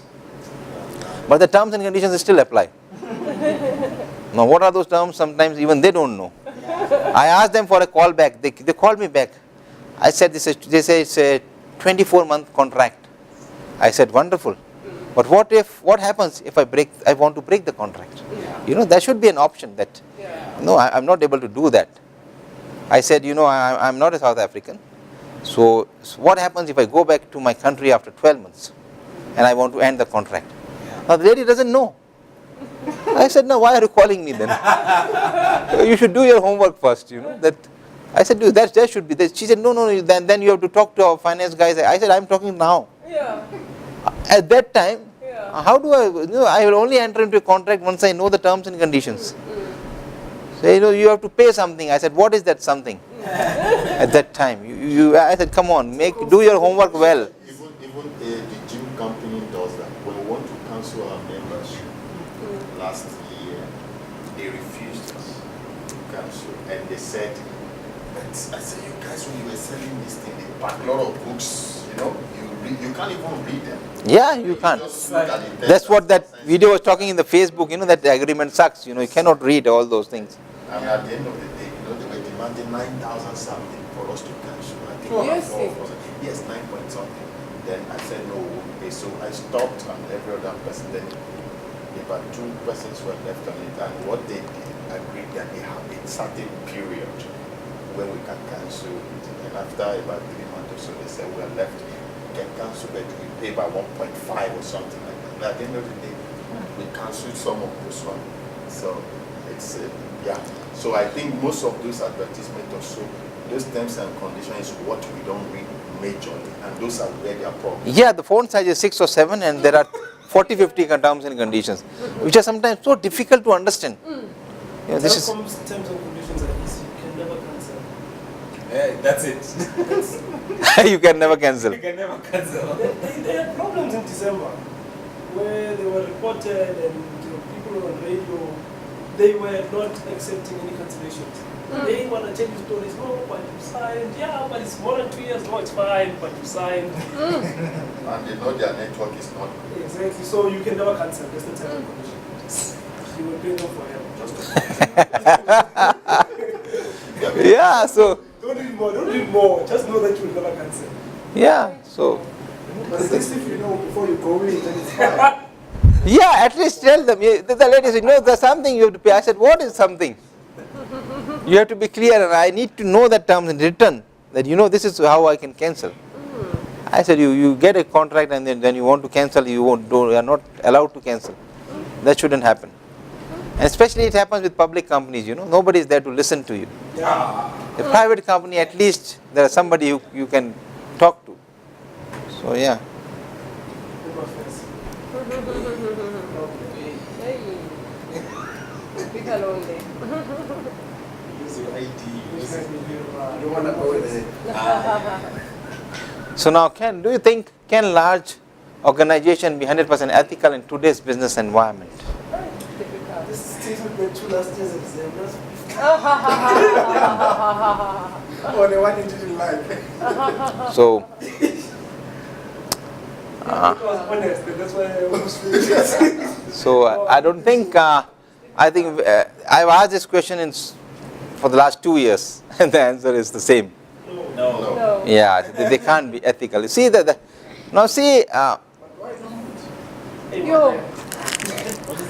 Why not? But Why not? it seems people are not even trying these days for the executives. If you want to, It seems they're not even trying, to be honest. if you want to follow, yeah, that's the problem. follow the We are regulation, trying. We are trying. You know the best of the best companies, but Yeah. they may say, You know how far we are trying. We are trying. Where there's legislation, we will tick the box. But beyond that, It's a grey area. You go to school with these guys, and they are ethical. Once they get there, The story changes. then it's different. so wow, there's a lot of it's- influence, obviously. we've said this in one of our, I don't want to maybe strategy or on Ethics. the ethics. The basic purpose of every organization, especially companies that manufactures or production companies or service providers, what is it? Is to make profit. In making profit, there are so many things like these things of contracts, terms and conditions. They won't tell, because if you are being honest, you won't make money. And now, according to the legislation, the policies is constraining them to be ethical. And being ethical, there are certain areas where you go, then you lose businesses, you won't make money. So I think they cannot be 100% ethical in my own view. yeah. At the same time, there is also a fact that even if you think about the customers also, are they also ethical? Many times, I tell you, many times they also try to misuse, the terms and conditions. Say, for example, I enter into a contract with any company for 24 months contract. After 3 months, I go back to India. What can the company do? Think. But the terms and conditions are very, very honest. Yeah, I tell you. They are inaccessible, and you don't want to read them because it's 20 pages. Yeah, they make it in that way that you don't read. Even Facebook's. That's what he was talking about. So even the customers. Yes, they tell you, you give us rights to use your pictures. We can Yeah, do you- anything we But want. no one reads. Yeah, but we never They read. don't Yeah. explain them. That's what. But use their I- picture not in terms of the advertisement in making, you understand me? So that's not been because they Let's just read the- like When you selling take- our But they- informations. You never said you're selling the informations. You said, can we use it? Using it means to display it on your website to make it more colorful. Yeah, but then they Make use it for But other. they use it for that purpose. See. There's clear on terms and conditions. They can use it for business purposes. Why? They can That's very distribute vague, it. though. Yeah. But on their terms and condition, it's not written for business purpose. What They keep it open, so that it can you be. know what they call it? Now there's They better call it practices. for marketing purposes. And they tell you, That's what I was once saying. they get, you are not entitled to a cent. That's why it depends upon the leadership and the management, the way they want to run the company. On ethical grounds, on unethical grounds, what do they really want? But we all need terms and conditions, because if I'm in this building and I break my leg, I come and I sue Regenesys for 20 million. They need terms and conditions. They say, whilst you're in here, No, maybe And you your own maybe you rights. signed them already We when have. you were registered. Did you we have. You signed a waiver. We have You read signed them. You signed a waiver. We Yeah, have that's what happens. So Most of the time, that's what you happens. need terms But and here's my question conditions. based on this. Based on this. What if I'm trying to be 100% ethical, but the industry that I'm in, my customers and my suppliers, They are not. not 100% ethical. They are not ethical. Where does that put me? How do I work? When I'm chasing 100%, That's how. how do I work? That is why you can't be 100% ethical, because you are connected to so many people who may be unethical now. Who am I going to buy from? Your supply chain. All those people in supply chain. There may be some people who are unethical. Now, what do you do now with those people? I need to get You cannot own your own entire supply chain. I trust to say a pen is $1. Gets here, it's $50. You know that information for a fact. It's $1 from the source. Then goes through middlemen. When I sell it, it's $50. But it's unfair. If you're ethical, it's unfair to the consumer. But you're in the Okay, but, Yeah. but your job is to sell now, it's not to set up prices. So Exactly. You see now. so you do your job there. Yeah, so that's how this is. Marketing is so interesting, I tell you. But I tell you, most of the times it is, we are just a small part of that organization, most of the times. Unlike, for him, like he can set strategies because he is the owner of his own business. You can do. Otherwise, if you're working for a company, you know, you only implement. You don't really make those strategies. In his case, because he might be the owner of the business and he might set up strategies that will be leading the company to 100% ethicalness. But his employees, Yeah. that you have there on the side are doing their own things on the side. Automatically, it makes his company. Yeah. Yes. Because he's given them targets to go and Even- sell his even- products. Even me, they make me to become unethical. Yes. Exactly. Because like last week Saturday, the main plumber on my team was drunk, Yo. and they have a 2 meter down to dig and about 25 Yeah. But unfortunately, he said I didn't employ him to dig. I employed him to do plumbing. I was not there. They called me. I think I was writing a something, and I don't think I was here. And I don't think they say he was drunk. You see, in such cases, I'm forced to fire him, which is I behave unethical, right? Yeah. But I can't do You that. take the proper steps. Yes, I just called him. I called him to speak to him. Then I'm coming there to speak to him. I went there. And he apologized before I saw him. You understand? And I let them still walk together. Now you need terms and conditions to say, now you must also dig and cover the trench. But You always amend, my man, because it's scenario with scenario. When you are in a team, Yeah. we do teamwork in construction. We have two general workers, we have the plumber, and the team leader, which is like the driver, brings materials and all that. Then sometimes we have to tell them the 12 team must be 5, according to the commit stipulated team members, the total number of members of the team. But sometimes you go 3. So if they're there, we help each other. Even the driver must, if there's a lot of work, they do it together. But on that, sometimes, stipulated. so yes, they know. But some of them, just like we're talking about being ethical and unethical, whatever affects him affects me. Because if he behaves anyhow, I will be forced to also behave irrational, which makes me unethical. But somehow I think working together, I don't know, but this issue of ethical is something we discussed last week. Something that is ethical to you is unethical. In Nigeria, you don't come to work, you can tell your boss. Your boss can tell you, now, this is your work they gave you. Work on the computer. And your boss wife or your boss will come, hey, please, Tepo, can you please go clean or go bring me food there? That's not your job. When you say it to your boss wife or your boss, but I can't do that, I'm busy. You just see tomorrow, they give you letter, they sack you. And no CCMA. Do you understand me? So sometimes ethical in other places unethical, But what they're trying to do is unethical. You can't send somebody to go and carry food or go and work. You understand me? So I think the issue of ethical and unethical, even on this, since we've been studying it, it's a bit of, I don't know, it's a bit of, there's no one control. I think this is all it stems from the leadership, I tell you. Top management leadership, I think they can get in you a culture of being ethical or unethical. Most of the times it's those people sitting at the top. Again, They influence a lot. besides the leadership, it's also on the person. Like we spoke about Though. this last day to say your upbringing also. Okay. What's Ah, ethical those. to you might be unethical to me. What's Yeah. ethical to me might be Yeah, unethical. because So, Yes. there's such a thin line between ethics and unethics, Like talk about bribes, like those things. to me it's not unethical, to you might be unethical. It's just a bribe. Yeah. Some, Some bribery came in form of as in appreciation. Yeah. Not bragging, there's bribery. But the form it comes from is like appreciating you.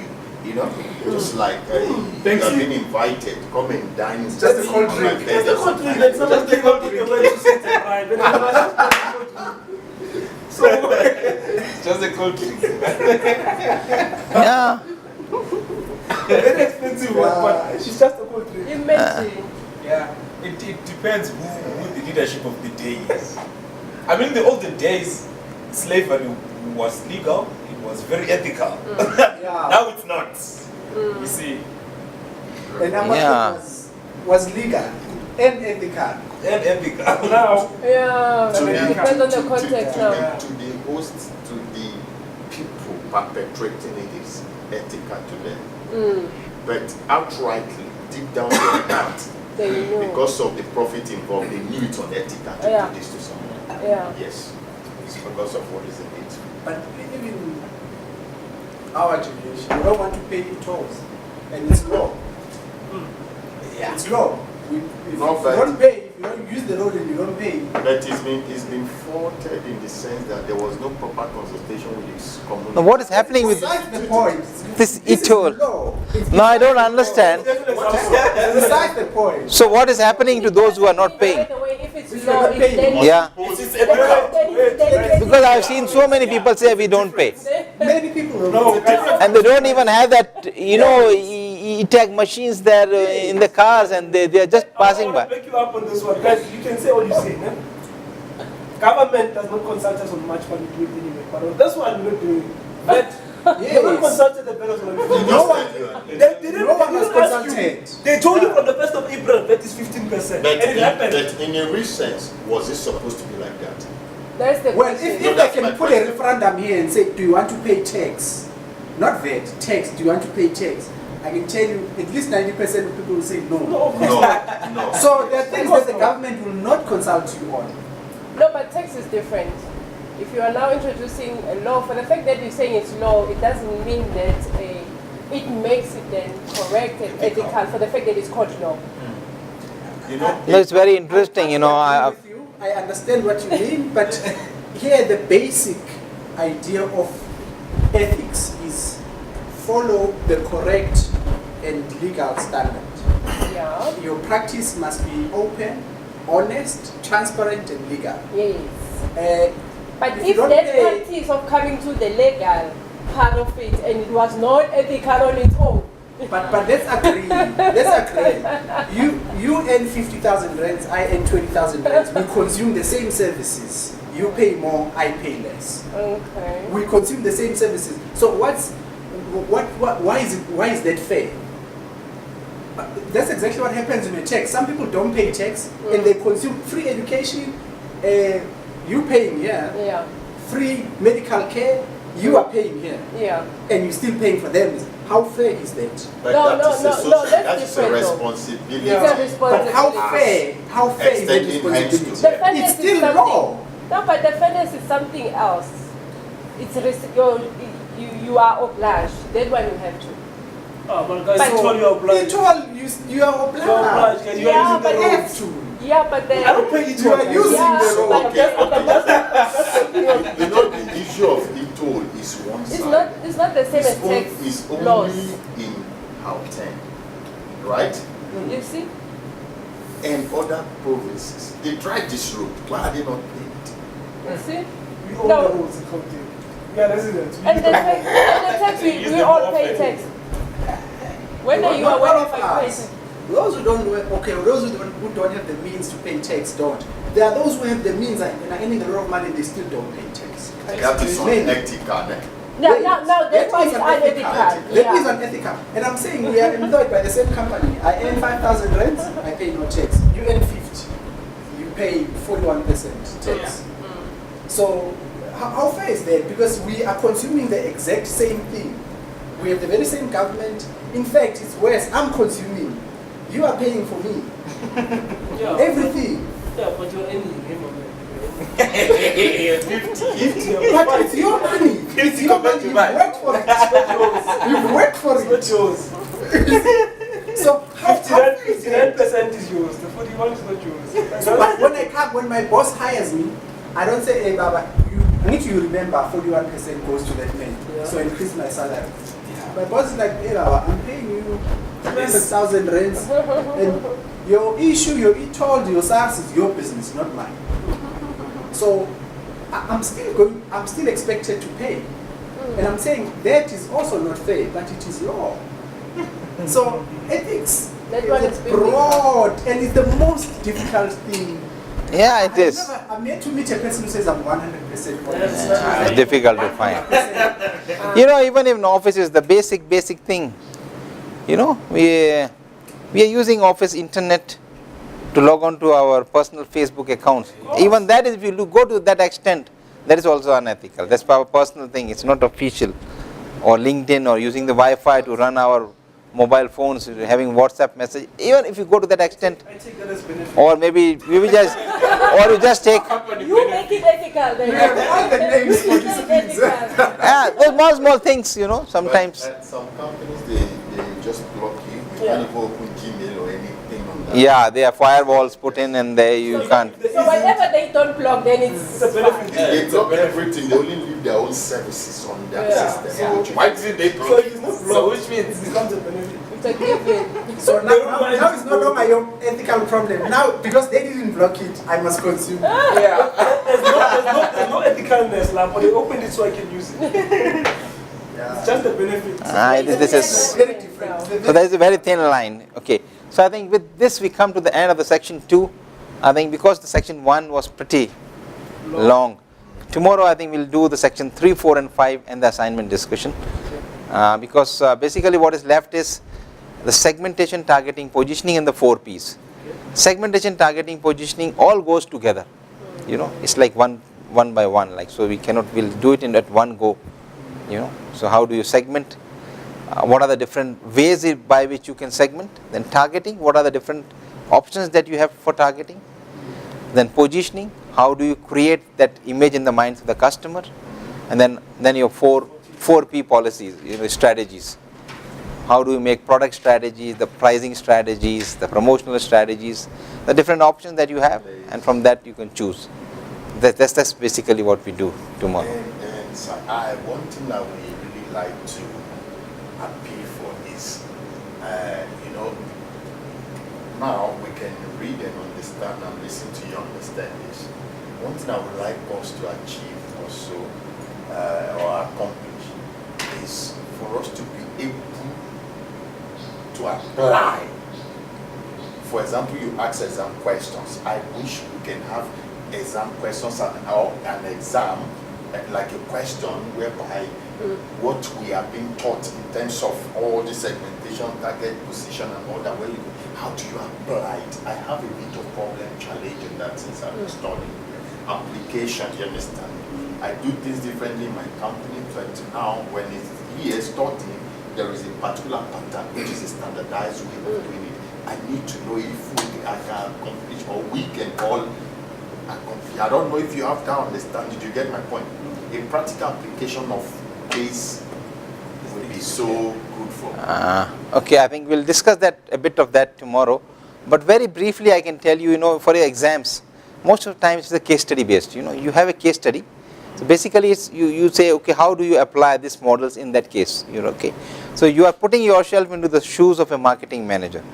You are given that this is the company, this is the scenario. Okay, how are you going to segment this market?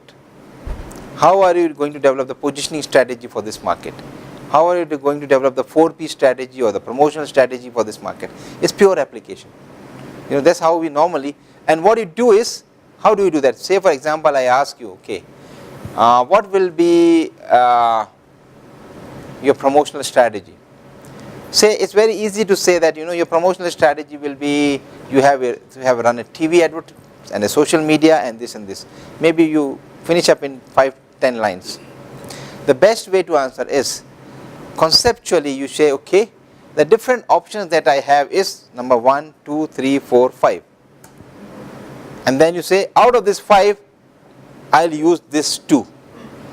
That makes the examiner understand that you have the conceptual knowledge. Okay. It means your entire theory or the model or the concept should first come in. Even if they ask you for only one promotional strategy, theoretically you need to discuss all the possible options that you have. And then discuss that, okay, out of this, this is the one I'm going to apply in this case. I think that's the normal way to answer. That's the right way. So that the examiner knows that you have the conceptual knowledge. Otherwise, sometimes, you know, you can just make up, you know, from that. It looks like a more sort of a story sort of a thing, and you say, okay, this is the solution. Marketing is such, you say, okay, what is the promotion? You say, okay, well, I'll do this, I'll do this, I'll do this. No. The examiner wants that to have the conceptual knowledge also. That's how you need to approach. Just a quick one. I'm not sure if I understand you, but you want us to get to a point where we do a practical. A practical Like for example, I think what it application means of is, it you here. see today we chose those two products, the Yes. robot and the smartwatch. Yeah, the smartwatch. I think what Trust wants is, by the time we leave tomorrow, we should have actually used those products and chosen a segment, position it, do it practical. We'll do that. Like a caselet, what Yeah. is No, that's what we are doing. Like that's what I wanted you to select your product. Tomorrow, segmentation, so we'll segment the South African market for your product. We'll do the targeting strategy. For that product. Yeah, because we'll discuss the possible options, that these are the 5 options, and then I'll ask you to say that, okay, this is what I am going to choose. So it's very much like a caselet, that for this product, this is what is going to be your strategy. That's how, the approach is exactly the same. So for targeting, promotion, everything, you have to choose a strategy. We'll discuss it conceptually, and then I'll ask you to apply that for the product that you have chosen. And interesting would be to see the difference. Now we do not have many groups, otherwise, when I've chosen that 5 different kinds of products. So because it was like one product is a fast moving consumer good. One is from a consumer durables. There's a smartwatch. There's a services sector. So I've chosen product from different, and the way the strategies are made for different industries is different. So when we discuss, normally the discussion comes out, okay, for this industry, this kind of marketing is suitable. For another industries, another kind of strategies are suitable. So it's very interesting to know that. But because we have a small size, we have got only 2 products which are quite similar in nature. Both robot and both are electronic products and the latest. So, but yes, you'll understand that how do you really make strategies for those. Yeah, we are following that process. Yeah, that was my whole purpose of choosing a product. Yeah, we will do that. Okay, I think so. Let's break for the day, and tomorrow we meet, and we go ahead with our products. If you've got any questions, you can ask me today or even tomorrow. And even though if the session ends tomorrow, if you've got any questions, any query, you can always write back to me. It's not a problem. I'm here, so I'm a full-time facilitator here. It's not that I'm part-time, so go away. It's just that I'm here. If I'm not facilitating, I'll answer the same day. Even if I don't answer or call you back, it means I'm in the class facilitating. Otherwise, I'll definitely get back to you. So